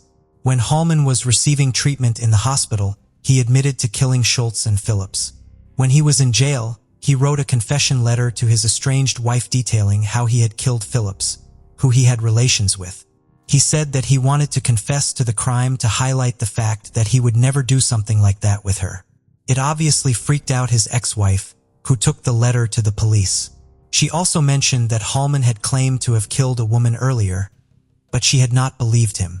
The common characteristic of his crimes made him a serial killer. All his victims had disappeared. Every one of them had head injuries. He first attacked them and knocked them unconscious, and then he finished the job. He dumped the bodies to remote places without burying them. In fact, and Schultz were murdered on the same ground. Holman has been charged with kidnapping, criminal homicide, and abuse of a corpse in the cases of Erica Schultz and Tiana Phillips. Calhoun County Sheriff's Department Detective John Pignatro said that Holman was a transient and without a permanent address in Pennsylvania in 2021. He blamed his family and unsuccessful marriage for everything that happened. He believed that there are alphas and there are non-alphas. That's just the way. There's the master and there's a submissive, or whatever you want to call it. That's the way life's built. So when his wife didn't submit to him, he had to look for that dynamic in extramarital affairs. After Parlier's death, Holman researched serial killers. When he was asked about which homicide he remembered the most, he consistently answered that he remembered them all with vivid details of what he did to them. Police were sure that he was a serial killer who had to be taken off the streets immediately. In fact, Holman admitted that he hadn't been caught, he would have killed again. Holman in his confession highlighted that he had met Ashley Parlier at a bowling alley, where she had been with her parents. The court paper confession also highlighted that he initiated a conversation with her, which led to deeper relations later. When she had the argument with her parents, she called Holman and then visited his place. Ashley informed him that her parents were insisting on getting a pregnancy test. He confessed that he was the father of the child that Ashley was carrying. He got enraged by their subsequent argument and knocked her unconscious. Then, on the evening of June 13, 2005, he bashed her on the head several times and killed her. He said, "It was a field, overgrown middle of nowhere, Michigan, and it's 10 miles from town. There's like a garage close by or something, or a small house, but it was empty. We sat there. I sat there kind of in my own world. Ashley was in the back, just out." He consciously decided to kill her at that spot, when he realized that he had found a good enough place when he was sitting with Ashley's unconscious body by his side. He also mentioned, "I was sitting there and no cars drove by. The longer I sat there, the more I thought this is a good place as any. Then it happened. I took her out and took her to the spot and finished the job." He hit her and watched her die. Once he was sure that Ashley was no more, he went home and took a shower. Later, he disposed of his clothing at his then place of work at Meijer, an American supercenter. What is even more shocking is that he followed up the case for years and years. He even went to check on Ashley's remains at one point, but only found bones. Upon further questioning, he came forward with an apology to the Parlier family. Holman denied having planned it out. He said he did not want that to happen with Ashley. He went on to say that he regretted Ashley's murder more than any of them. It should be noted that this confession was released in recent years, at a time when he had already taken multiple lives. Nicole, Ashley's sister, could not control her emotions when she got to know that Holman said that Ashley had gone over to him for help, and she was just confused. She was horrified that despite this knowledge, Holman had murdered Ashley in cold blood. Holman believed that things had gone out of hand and he lost control and killed her. On one hand, he said that he felt so bad after ending her life that he was drunk for 3 weeks straight. He wanted to forget that it had ever happened. On the other hand, He explained the entire killing process gave him a kind of ultimate adrenaline rush that could be compared with nothing. Nicole was disheartened to know that his apology was just another way of showing his heinous act off. She said it was really hard for them not knowing. My mother, her Huntington's, progressed very quickly due to grief and depression. My father was the same. Being a parent myself, I know what they were going through. It's hard to understand what type of person could do that. I could never imagine wanting to hurt someone that badly. Hallman accepted that he could say no words to comfort the family, but he would be willing to beat up with a log if they wanted to do that. Nicole was not happy with the apology. She not only lost her sister, but also lost her parents, who died in grief and confusion. She believed that Hallman took more than just Ashley's life, and it was the truth. The number of people Harold Hallman had killed was more than just the number of his direct victims. Many of his victims' loved ones had passed away never knowing what happened to their family. Nicole made a social media page with the name Bring Ashley Home, through which she got in touch with the older sisters of the other Pennsylvania victims. They believe that they are bonded by sadness and have developed friendships. She said that the other older sisters of the other Pennsylvania victims are going to join Nicole when she gives her victim impact statement on behalf of the whole Parlier family on April 10th at Hallman's trial. She said, "We're going to remember our sisters. We're going to remember Ashley and Tiana and Erica and not him. We're going to remember how they were good people who loved and were caring. And he's just going to rot." It had been 18 years since Ashley left her house after arguing with her parents. She never returned home. After what happened to her, the police were determined to bring her back home. They turned over every stone possible to find answers over the years. So when Harold Hallman came forward with the confession, the police wanted him to show them the place where he had left Ashley's body. The officers in prosecution believed that the case of Ashley Parlier was a very emotional and very labor-intensive case. It had been almost 2 decades since the first investigative officers tried finding answers. Over the years that followed, multiple detectives were assigned to the Parlier case. When they couldn't find the answers within the city, they even traveled across the country to locate potential witnesses and find necessary evidence against the culprit. Sheriff Steve Hinckley informed the media in March that the officers had traveled to California, Maryland, and Pennsylvania to investigate Parlier's case. Calhoun County Sheriff's Department Detective John Pignatro, Detective Dave Haminga, and Detective Sergeant Chris Suarez of the Michigan State Police were part of the investigation team. Hallman led the police to a wooded area at a 6.5-mile road in Newton Township, which is south of Battle Creek. Almost 24 officers searched for Ashley's remains on March 30th, 2022. After they carried out the search for several hours, they could not find her body. People residing in the area informed the media that at the time of Ashley's disappearance, the area used to be farmland, but within a few years, the entire area was divided up and sold to different property owners. All the efforts by the officers went in vain. Hallman admitted that after all these years and the development that had happened in the area, he could not properly place where he had left Ashley. The police are still on the hunt to find Ashley's remains. Unsurprisingly, the man who had already killed 3 women and possibly more was afraid to get the death penalty. He was sentenced to 2 terms of life in prison. He was not granted any form of parole. In February of 2023, Hallman pleaded guilty to the second-degree murder of Ashley Parlier. He agreed to help Calhoun County Police find the remains of Ashley in the area where he allegedly disposed of her. It is part of the plea deal with the Luzerne County District Attorney's Office in exchange for not receiving the death penalty. He faces up to another life sentence in prison and is scheduled to be sentenced in April 2023. The Calhoun County Sheriff is still looking for any information that would be useful in Ashley Parlier's case and finding her body. If you know something, then contact the Office of Calhoun County Sheriff at 269-781-0880. Every minute is difficult when a loved one goes missing. Imagine 18 years of hurt, grief, and sadness, with only a tiny sliver of hope that someday they could return. Imagine the confusion about whether to keep waiting or just leaving the saddening experience behind. Ashley's parents Sherry and Russell died in the spring of 2020, without ever knowing what happened to their daughter. Imagine the pain and the agony they suffered in the end when they realized that they would never get to know what happened to Ashley. especially since she had left the house being angry with them. Imagine how they had to live their lives when everyone from true crime enthusiasts to police to the media had active suspicions against them about the disappearance of their own daughter. But Ashley's story finally received closure. Even if it was after 18 years, she may have not come home yet, as the police are still trying to find her remains, but at least her family knows what happened to her.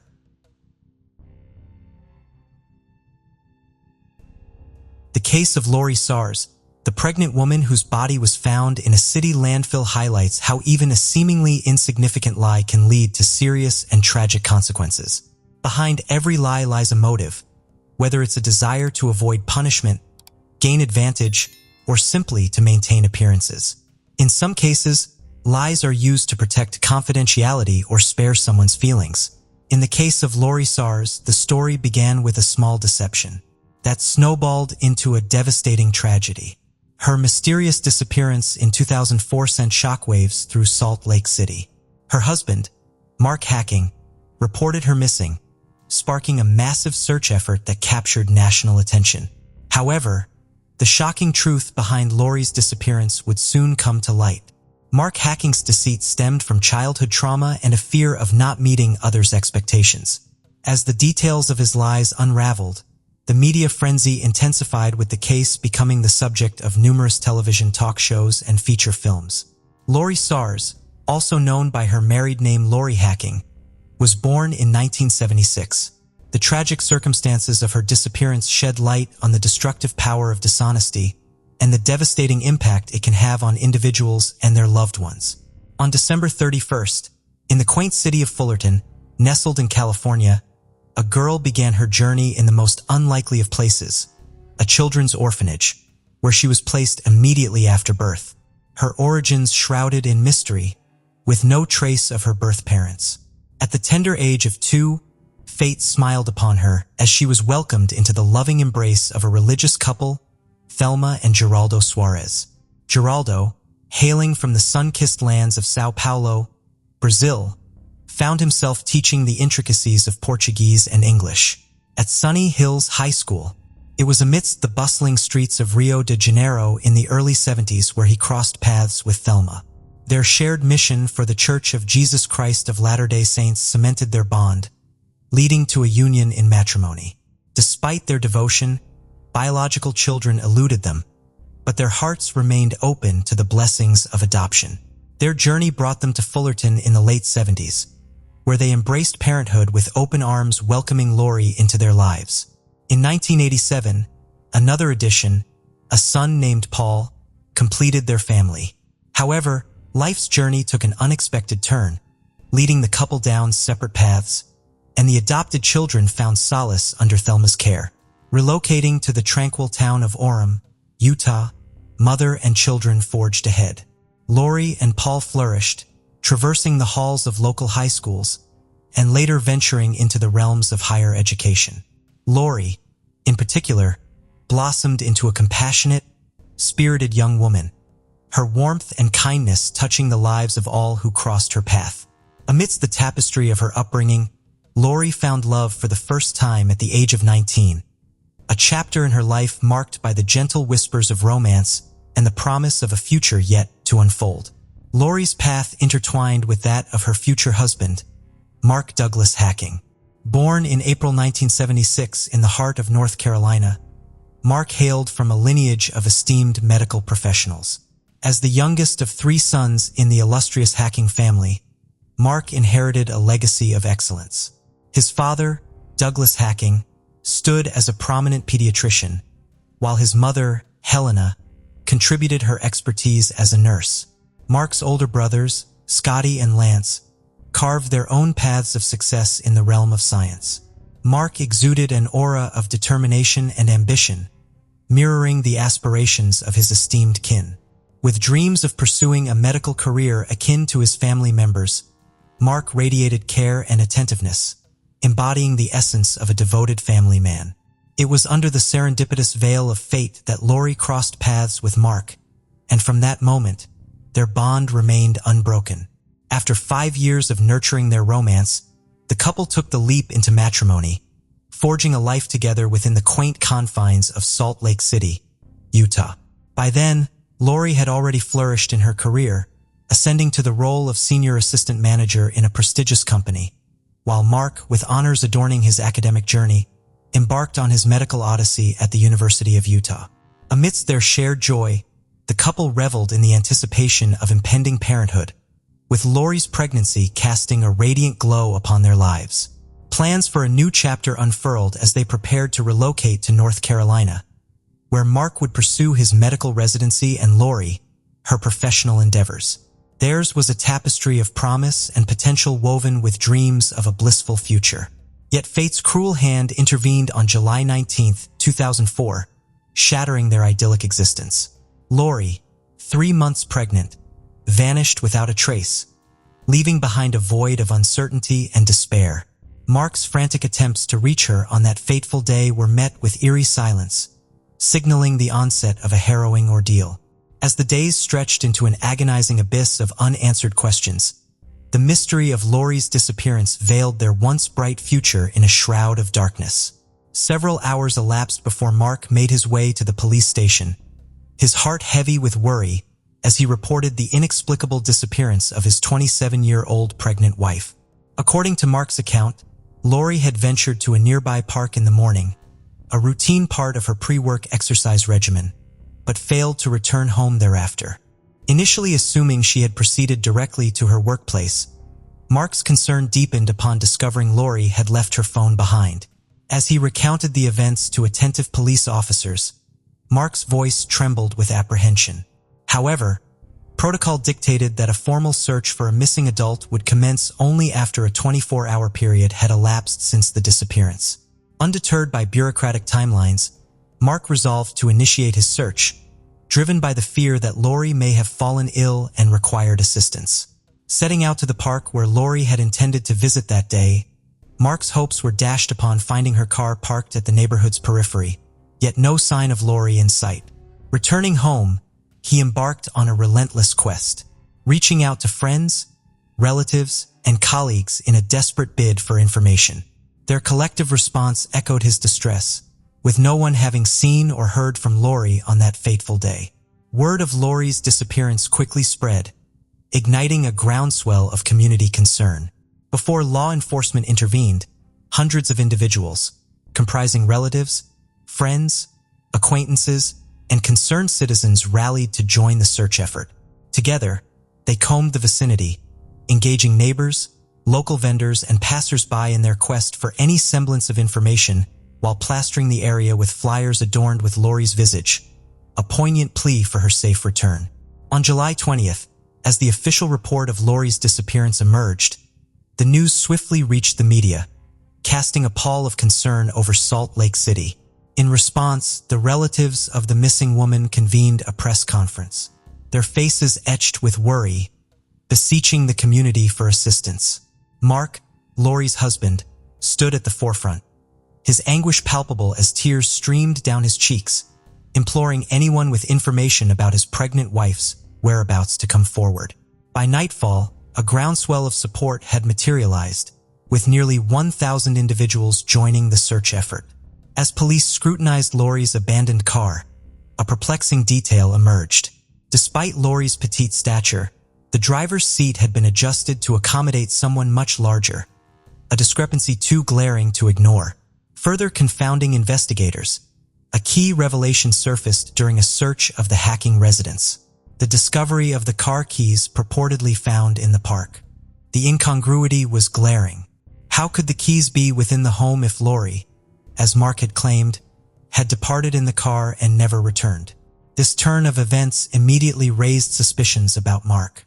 He claimed that the keys had been left in the ignition when he discovered the car, so he simply took them out and brought them home. While this explanation wasn't enough to detain him, it certainly warranted closer scrutiny from law enforcement. Soon, suspicions about his involvement in his wife's disappearance were substantiated in a most unexpected manner. Overwhelmed by grief, Mark's behavior took a bizarre turn. The day after Lorie was reported missing, police received reports of Mark running naked through the city streets, his cries unintelligible, His distraught demeanor and erratic actions prompted a psychiatric evaluation, raising questions about his mental state. While many attributed his breakdown to the stress of his wife's disappearance, police speculated that it could have been a ploy to feign insanity and evade accountability. As Mark underwent psychiatric assessment, investigators obtained permission to conduct a thorough search of the couple's residence. What they discovered painted a chilling picture: traces of blood in the marital bedroom alongside remnants of stained bedding. Curiously, a new mattress purchased on the morning of July 19th, the day Lorie vanished according to Mark's account, had replaced the old one. Moreover, concealed within the closet lay a sizable kitchen knife, its blade bearing what appeared to be dried blood. The most damning evidence awaited investigators in the living room. An envelope addressed to Mark lay conspicuously on a table containing a letter purportedly written by Lorie herself. In the letter, Lorie accused Mark of betraying her trust throughout their marriage, declaring their need to part ways. This revelation cast a grim shadow over the investigation, suggesting a far darker truth behind Lorie's disappearance, one that hinted at betrayal and potential foul play. This revelation finally convinced law enforcement that Mark was directly implicated in his wife's disappearance. The only remaining task was to unravel the events of July 19th. A breakthrough in shedding light on the situation came from Mark's father, Douglas Hacking. According to Douglas, Mark had never graduated from the University of Utah, nor become a certified psychologist.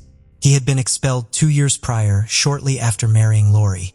Fearful of disappointing his beloved and his family, Mark continued to masquerade as a student, fabricating assignments and defending his diploma in a parade that snowballed out of control. Mark's confession to his father made just a month before the tragedy laid bare the extent of his deceit.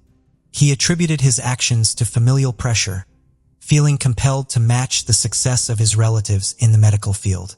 As the sole breadwinner in their family, Lorie remained oblivious to the truth, with Douglas unknowingly enabling Mark by providing financial support. When the time came for Mark to defend his diploma, Douglas arranged an interview at a medical school in North Carolina, only to discover Mark's lack of credentials. Despite Douglas's insistence that Mark come clean to Lorie, he persisted in his deception, claiming acceptance to the medical school on the premise of his fictitious psychology degree. Unbeknownst to Mark, Douglas took matters into his own hands and divulged the truth to Lorie's sister.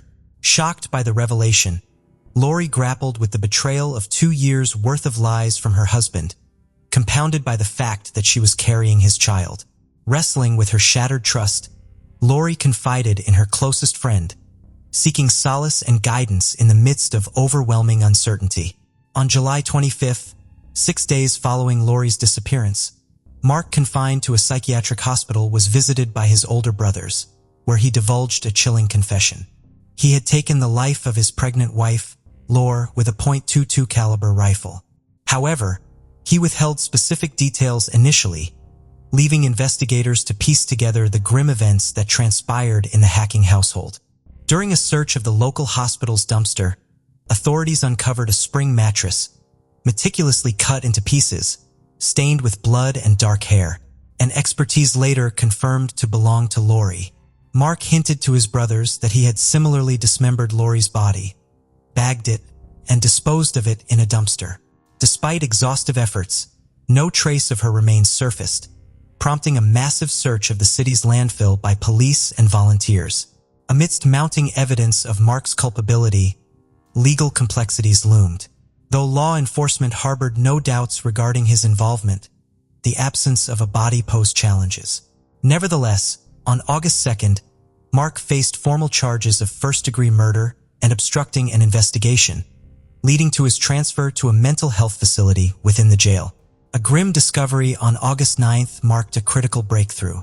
Human remains were unearthed at the landfill, confirmed through expert examination to be Lorie's. Subsequent investigations revealed a harrowing narrative.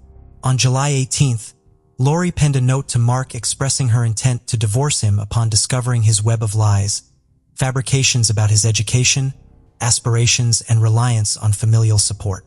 Unwilling to accept Lorie's decision, Mark resorted to an unthinkable act of violence. In the dead of night, as Lorie slept, he callously ended her life with a single gunshot to the head. What followed was a calculated effort to conceal his heinous crime, orchestrating a facade of her disappearance. As legal proceedings unfolded, initial plans for seeking the death penalty underscored the gravity of Mark's actions, casting a shadow of justice over a tragic saga of deceit and destruction. For Mark, however, lingering doubts persisted regarding his awareness at the time of the crime. Subsequently, the penalty was revised to life imprisonment. Only in April 2005, under mounting evidence and legal counsel's advisement, did the accused confess to the murder. Yet he remained unable to articulate a motive for his actions. Tearfully, he lamented Lorie's significance in his life, expressing profound fear of losing her. On that fateful night, he claimed to have lost control, seized by a delirium that led him to fatally shoot his pregnant wife as she slept. Mark attributed his mental instability to familial pressures, which he perceived as relentless demands for academic excellence and unattainable standards. Following his university withdrawal, he bore the weight of shame for failing to meet these expectations, spiraling into a web of deceit from which he could not escape. Throughout court proceedings, appeared in a bulletproof vest facing incessant death threats. On June 6, 2005, the defendant was convicted of first-degree murder and sentenced to life imprisonment, eligible for parole no sooner than 2035. Despite Mark and his legal team's appeals, all attempts to overturn the verdict were fruitless. Upon hearing the verdict, the murderer himself acknowledged the prison as his rightful abode, acknowledging the impossibility of fully atoning for his actions. The consequences of his unfathomable crime reverberated, leaving irreparable scars on the lives of all involved. Lorie's family made the poignant decision to erase the name Hacking from her headstone, laying her to rest under her maiden name, Suarez. For Thelma, this symbolic act served to sever ties with the man who had robbed her of her daughter and the promise of a future grandchild. A year into his incarceration, authorities discovered that Hacking was profiting from the sale of personal items, including autographs, palm prints, and even prison letterheads, on an online murder auction website. Upon being interviewed, Hacking voluntarily ceased this activity and expressed remorse for his actions. Remarkably, in the years following his imprisonment, Hacking maintained correspondence with his former mother-in-law, Thelma Suarez. Despite the deep anguish of her loss, Thelma, guided by her faith, extended forgiveness to her son-in-law and endeavored to find solace amidst the enduring pain. The tragic case of Lorie Suarez became the focal point of an episode in the television series, Escape.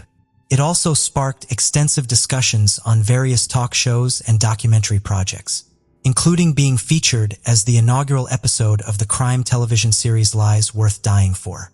Furthermore, in 2014, the second season of My Dirty Little Secret dedicated an episode to the murder of Lorie Hacking. Additionally, the true crime podcast Sword and Scale delves into the intricate details of the case in its 29th episode. It was a bright Tuesday morning on September 3, 1978, when a grisly discovery was made in an illegal landfill located approximately 1 mile south of an old bridge in Rankin County, Mississippi. The lifeless body of a young woman was found wrapped in a blanket.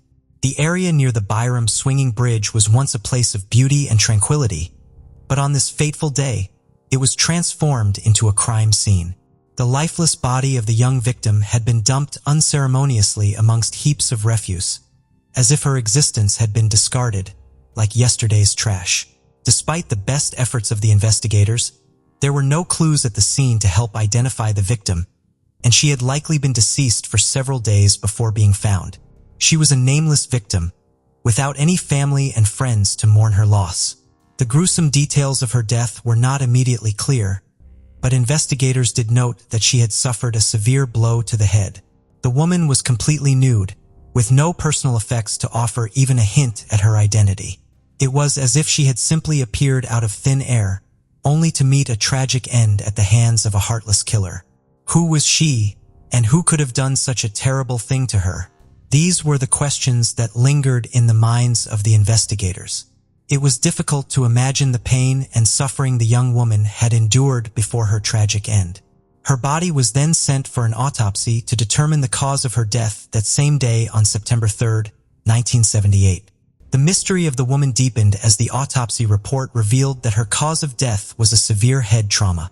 The examiners found no evidence of physical assault or sexual abuse, but they did find multiple abrasions on her face, arms, and back.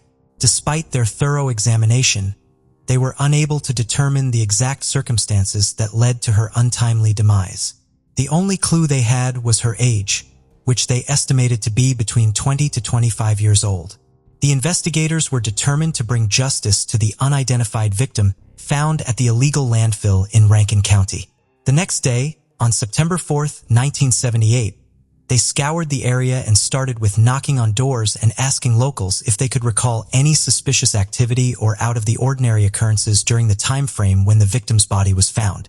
But no one seemed to know anything about who this woman could be. So the investigators gave her a name, Mississippi Jane Doe.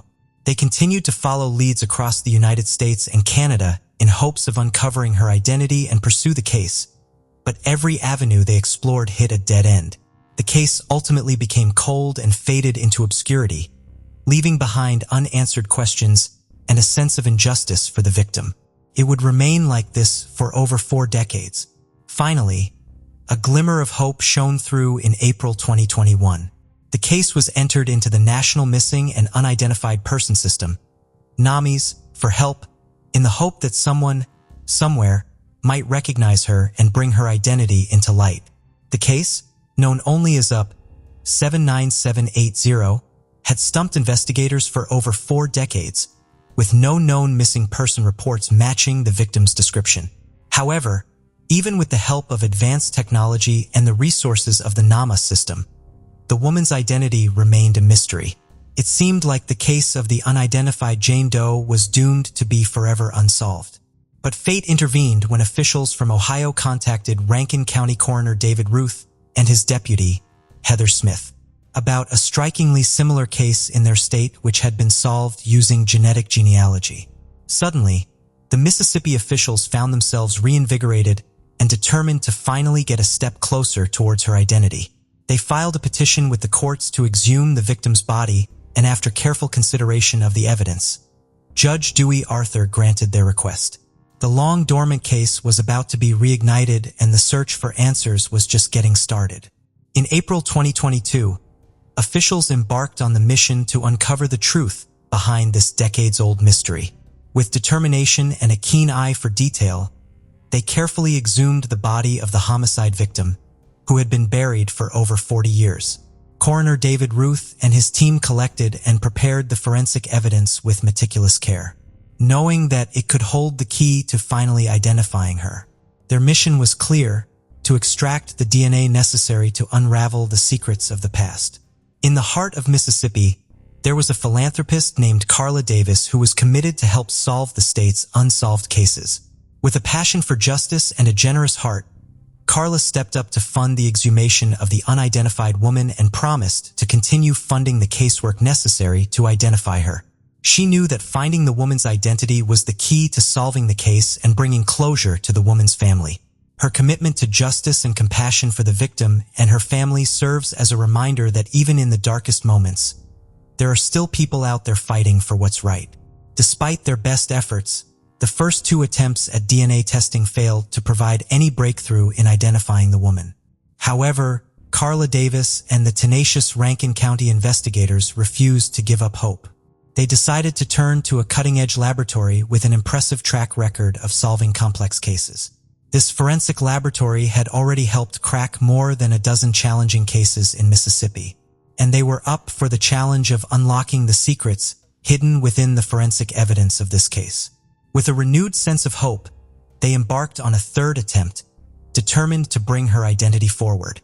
In a scientific breakthrough that breathed new life into the decades-old case, Othram Laboratories received a small vial of forensic evidence from the 1978 James Doe. Despite previous attempts at DNA extraction ending in failure, the OTHRM lab team were determined to crack the case wide open. And finally, they were able to produce a DNA extract that could potentially lead to solving the case. With the advanced technology of forensic-grade genome sequencing, OTHRM scientists delved into the DNA of the unidentified female homicide victim. The genetic code contained within her bones was like a puzzle waiting to be solved, and the team at Othram worked tirelessly to put the pieces together. Using their state-of-the-art equipment and expertise, they were able to unravel the mystery of her genetics and create a comprehensive genealogical profile. After the comprehensive genealogical profile was produced, Othram's chief genetic genealogist, Carla Davis, took the lead in searching for potential relatives of Mississippi Jane Doe. A Mississippi native dedicated to solving the state's unsolved cases, Carla was determined to bring closure to this decades-old mystery. She combed through public records, social media, and other sources to identify potential family members. After extensive research, Carla discovered a potential close relative of the victim. She was possibly the daughter of Mississippi Jane Doe. Additional DNA testing was conducted, and the results confirmed the investigative leads delivered by Othram. The mystery of the 1978 Jane Doe was finally solved, and her family could finally receive the answers they had been searching for. The identity of the long-unknown Jane Doe was finally revealed on February 12, 2023. The woman was no longer a nameless victim. She was Tanya Lee Wills Mullins, and she had been 22 when her life ended in such a tragic manner. Tanya, born on May 12, 1956 in Potter, Texas, was a child with a heart full of love and compassion. Her mother, Carrie Coffey, instilled in her daughter the values of kindness and empathy, which Tanya carried with her throughout her life. As a young girl, Tanya would often sing to soothe the souls of those around her, her angelic voice bringing comfort to all who heard it. These qualities of warmth and tenderness made Tanya a beloved figure among family and friends, and they remain an inspiration to all who knew her. When Tanya was 16 years old in the early 70s, she met Jim Mullen, who was a student at River Road Independent School. Tanya and Jim were just two young souls, still in the prime of their youth, when fate brought them together. They met in a small town of Texas where life was slow and easy, but love had a way of making things exciting. From the moment they laid eyes on each other, they knew that they were meant to be together. Tanya had always been a shy girl, but Jim brought out the best in her. His charming smile and easygoing personality made her feel like she was the most important person in the world. And for Jim, he had never felt such a strong connection with anyone before, and he knew that he had to have her in his life. But their love was not without its challenges. Jim's family was not fond of Tanya, and they made their disapproval known from the very beginning. They saw her as an outsider, someone who didn't belong in their close-knit community. But Jim was not one to be swayed by others. He was determined to be with Tanya, no matter what.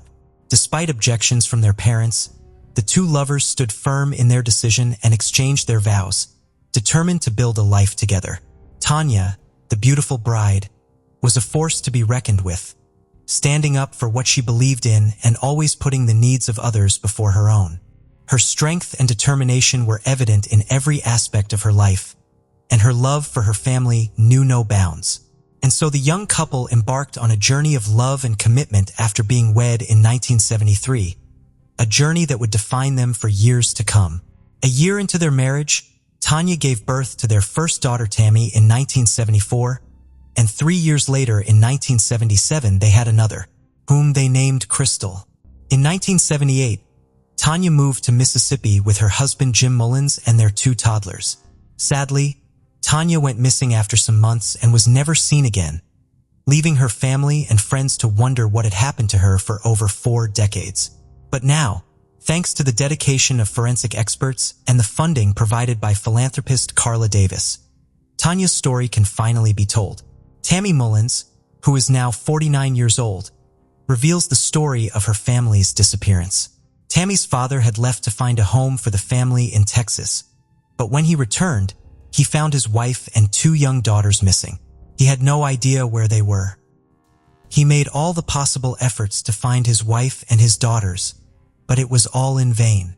It was 3 months later that Tammy's grandmother received a mysterious phone call, where she was told that if she wanted her granddaughters back, then she should come to DFW Airport.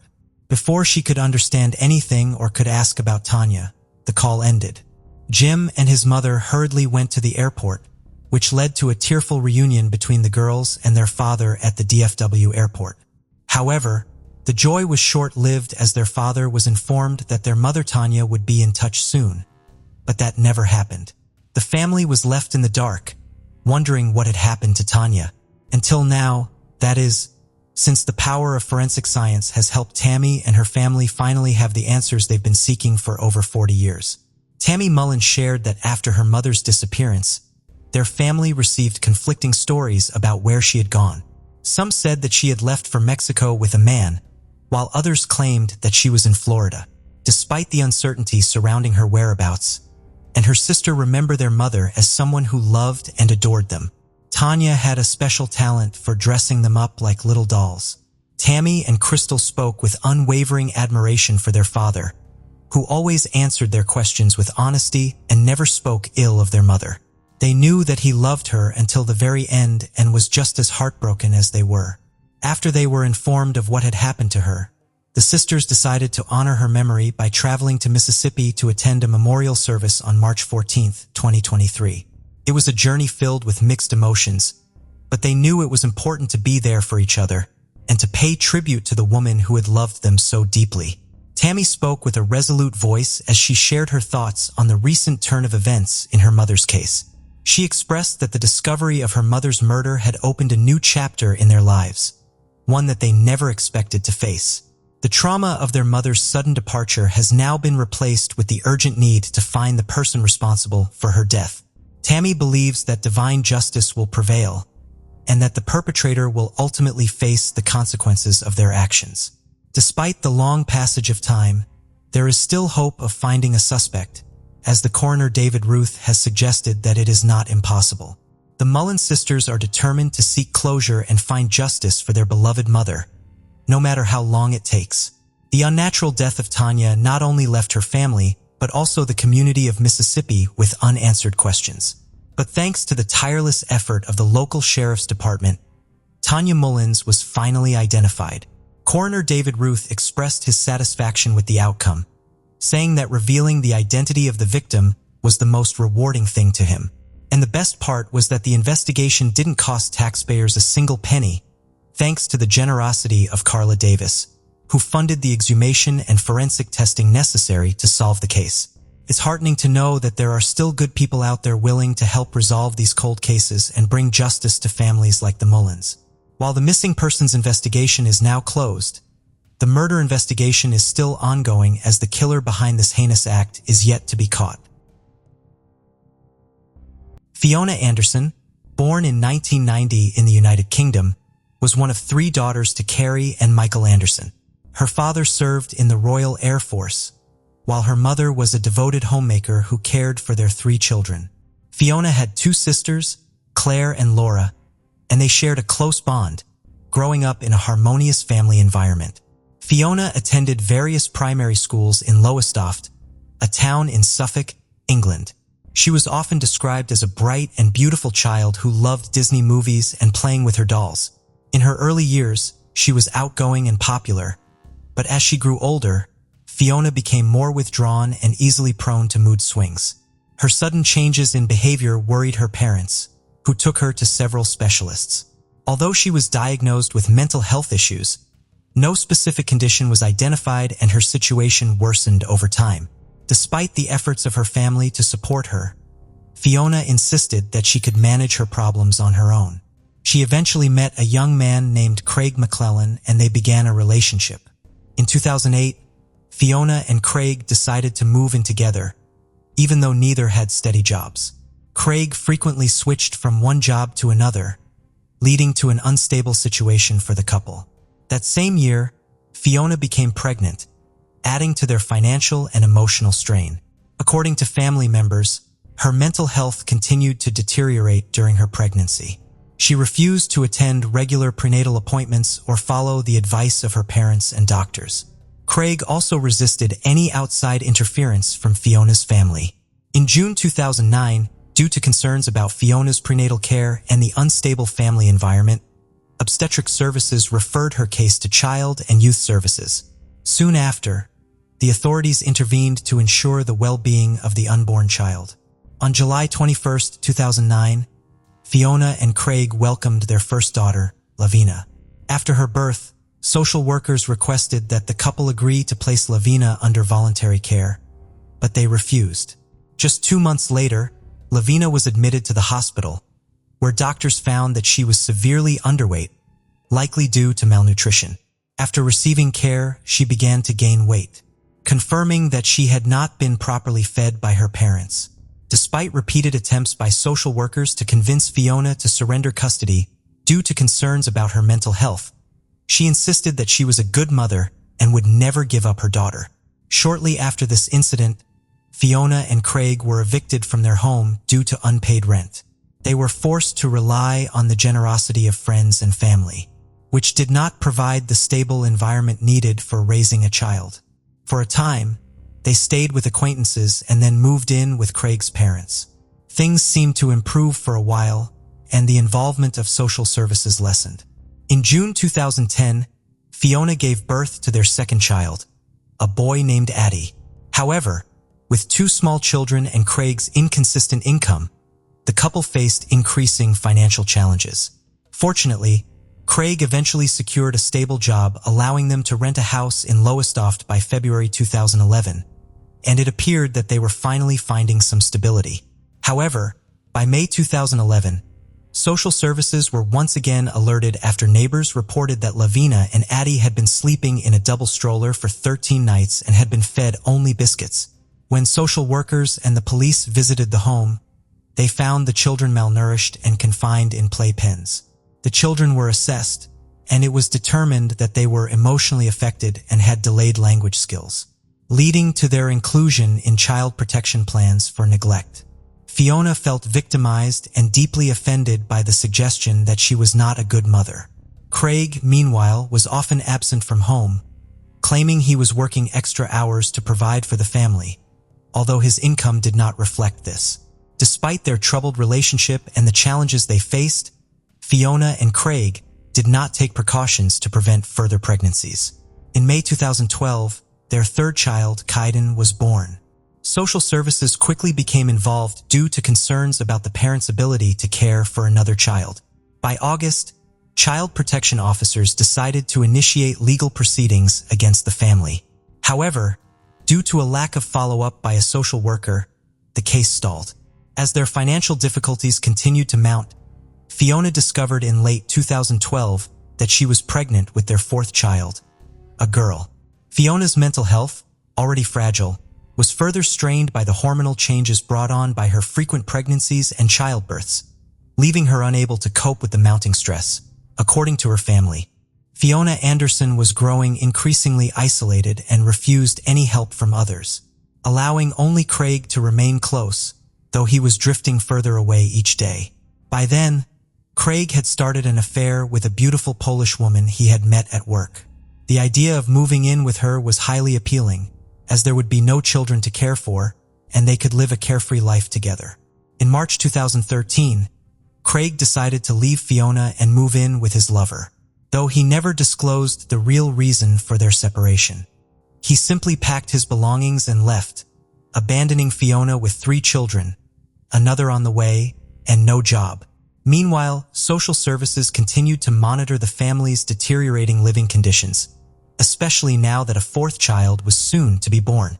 On the afternoon of Sunday, April 14, 2013, Craig visited the house, bringing chocolate biscuits for his children. After spending some time with them, he told Fiona they needed to talk. During their conversation, the 24-year-old revealed that he had started a relationship with another woman and that their separation would be final. This news confirmed Fiona's suspicions about why Craig had been staying out late, supposedly working extra hours in recent months, and his intention to leave her and the children. Fiona's reaction was explosive. She completely lost control, and during the argument she grabbed a sharp object from the kitchen and stabbed Craig in the shoulder. He fell to the floor, bleeding, while their terrified children watched. Craig managed to escape from Fiona's rage, covering the wound with a napkin, and called an ambulance which took him to the hospital around 8 p.m. At the hospital, Craig lied to the doctors, claiming he had been attacked by a stranger trying to steal his phone. He later explained that he lied to avoid further complications with social services, fearing his children might be taken away and placed in foster care, a threat they had faced many times before. Craig believed Fiona was solely to blame for their problems with social services, and he denied any responsibility for the negative assessments they had received. As he prepared to leave the hospital, Craig received a text message from Fiona. In it, she told him to say goodnight to their children, as it would be the last time he would ever see them. Craig left the hospital and went to his new partner's house, not giving the message much thought. The hospital staff reported the attack to the police, but by the time officers arrived to speak with Craig, he had already left. They decided to visit the last address they had for him, the home he had shared with Fiona and their children. When they rang the intercom, Fiona refused to open the door and claimed she hadn't seen Craig in over a month. With no further leads, the police left. At around 8:30 a.m. on April 15, 2013, the police and emergency teams rushed to a parking lot after receiving a call from someone who had found a woman's body in a residential area. Paramedics tried to resuscitate her. Unfortunately, she was pronounced dead at the scene. The investigators noticed 4 names written on her body, and judging by her heavily pregnant appearance, it was clear she was in the advanced stages of pregnancy. After examining the scene, it was apparent that the woman had fallen from a high building, resulting in her immediate death along with that of her unborn baby. Forensic analysis would be needed to confirm the cause of death. An investigation was quickly launched to identify the deceased woman, and surveillance footage from the area showed a woman wearing the same clothes as the victim. This footage helped the police identify her as 23-year-old Fiona Anderson. With Fiona's identity confirmed, the police learned that she was known to Child Protective Services and had 3 children. Police rushed to Fiona's home, and when no one answered the door, they forced their way inside. What they found was beyond anything they were prepared for. The 3 young children were discovered lifeless on the bed in the main bedroom. They were tucked in, surrounded by stuffed animals, each with a kiss mark and lipstick on their foreheads. Messages written in green marker covered the walls. One note read, "I love you and will keep you safe. I tucked them into bed with their teddies. They love their teddies. They look so peaceful together." Each child had a message written on their torso, "I love you," along with their name in green ink and a small heart on their abdomen. Investigators also found a torn letter in the trash, offering a heartbreaking glimpse into Fiona's mental state. In the letter, she wrote about her inability to cope with Craig's abandonment and expressed her intent to take her own life while also taking her children with her. She reiterated her belief that a mother never leaves her children behind and pleaded for Craig to allow them all to be buried together. The children's bodies were taken to a hospital for autopsies to determine the causes of death. Meanwhile, police cordoned off the apartment to continue their investigation. The tragic news spread quickly, and neighbors and friends gathered outside the building, leaving flowers, teddy bears, and other tributes in a makeshift memorial at the entrance. Craig, accompanied by his mother, also visited the site, where they were met by a crowd of media reporters. In an interview, Craig admitted that he had a gut feeling it was Fiona when he heard the news about a woman who had taken her own life. He expressed his devastation, saying he had just lost his entire family.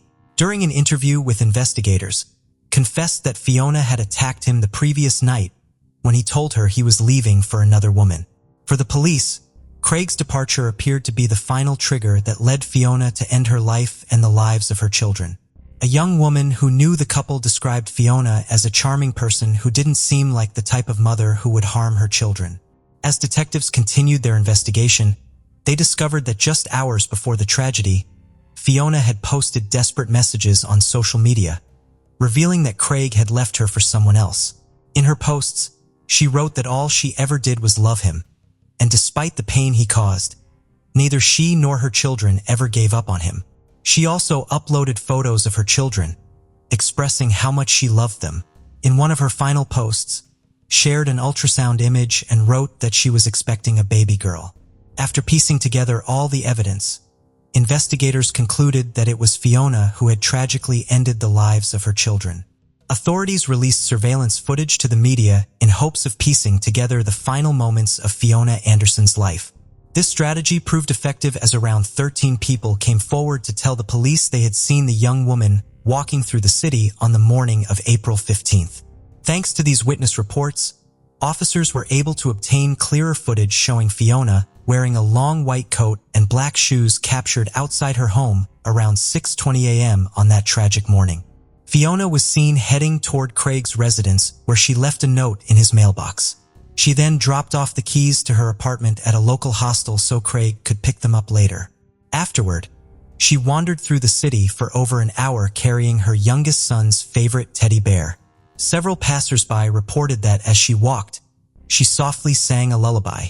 By 8:30 a.m. that same day, a cleaner in a multi-story parking garage spotted Fiona climbing up to the top level, still humming her lullaby. The cleaner watched as Fiona climbed onto the railings and then, without hesitation, leaped into the air, ending her life and that of the baby she was carrying.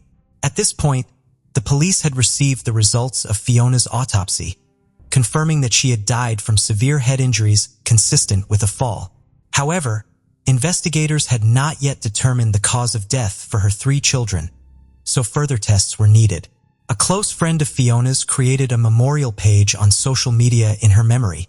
The page quickly filled with comments, many asking for respect and remembering Fiona as a warm and kind-hearted woman who would do anything to help others and adored her children.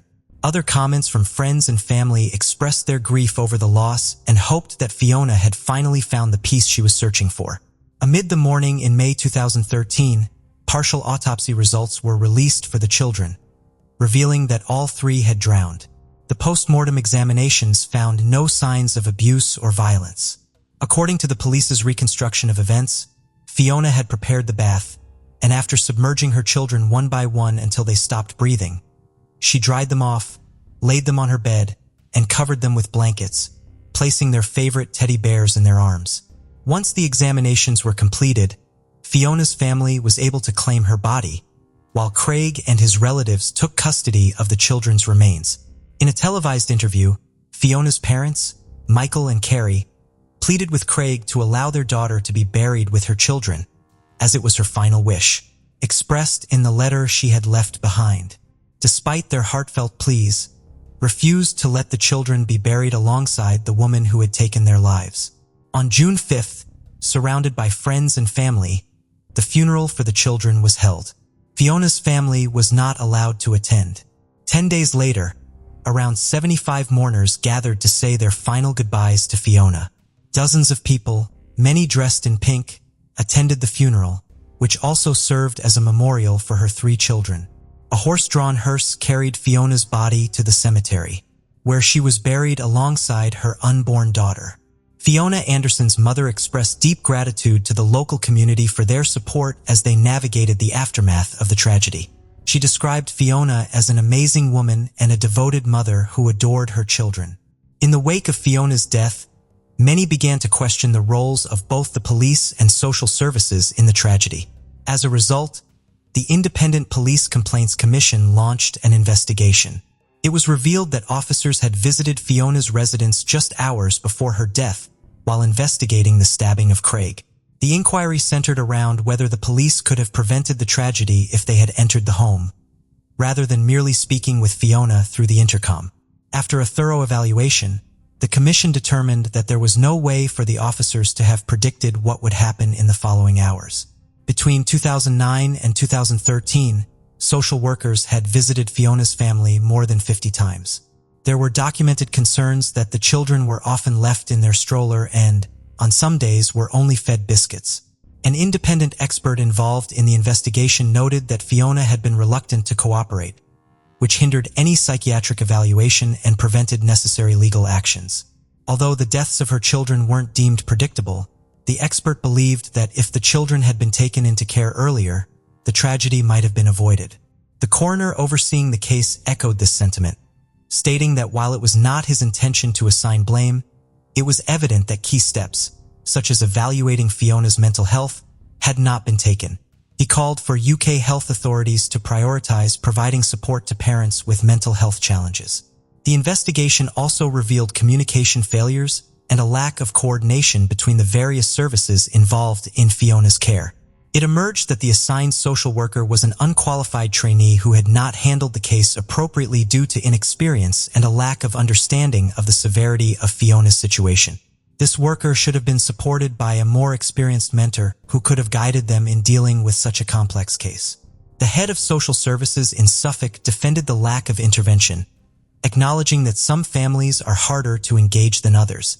However, he also emphasized that it is the duty of social workers to protect children and provide the right support to families. As a result, several recommendations were made to improve the system's ability to support families in crisis. These included better training for social workers, improved communication between services, and a more proactive approach to identifying and assisting those at risk. Fiona Anderson's case shocked the community and underscored the need for meaningful support and monitoring for families facing similar crises. Mental health analysts confirmed that Fiona deeply loved her children, but had a distorted perception of reality due to her mental health struggles. Although she was aware of her actions, she had lost her sense of direction after Craig's departure, leaving her isolated with her darkest thoughts and fears. Fiona felt lost, and the only solution she saw to free her children from future pain was to take them with her to a better place where they could all be happy together, free from the stress of bills and financial worries. Despite knowing about Fiona's struggles and the challenges she faced with their children, Craig abandoned them all for a new life with his lover. He ignored the warning signs, including the final message Fiona sent him, which hinted at her intention to take drastic action. Many people sympathized with Craig, sharing his grief as a father who had lost 4 children. However, others criticized his behavior, considering him partly responsible for the tragedy. They believed Craig should have recognized Fiona's deteriorating mental health, especially after their first child, and taken steps to help her. Instead, by leaving her pregnant with their 4th child, he had abandoned her when she needed support the most. In this tragic story, the only innocent victims were the 4 children. They suffered from their mother's mental health problems, their father's abandonment, and the lack of protection from the official agencies that were supposed to safeguard their well-being. Thank you for joining us on this journey into the depths of unsolved mysteries. Cold cases not only challenge our understanding of the past, but also ignite our curiosity and determination for answers. Remember to subscribe to stay updated on our latest investigations. And if you have any information regarding the cases we've covered, don't hesitate to reach out. Together, we can shed light on the shadows of the past and bring closure to those who seek it. Until next time, stay vigilant, stay curious, and never stop seeking the truth.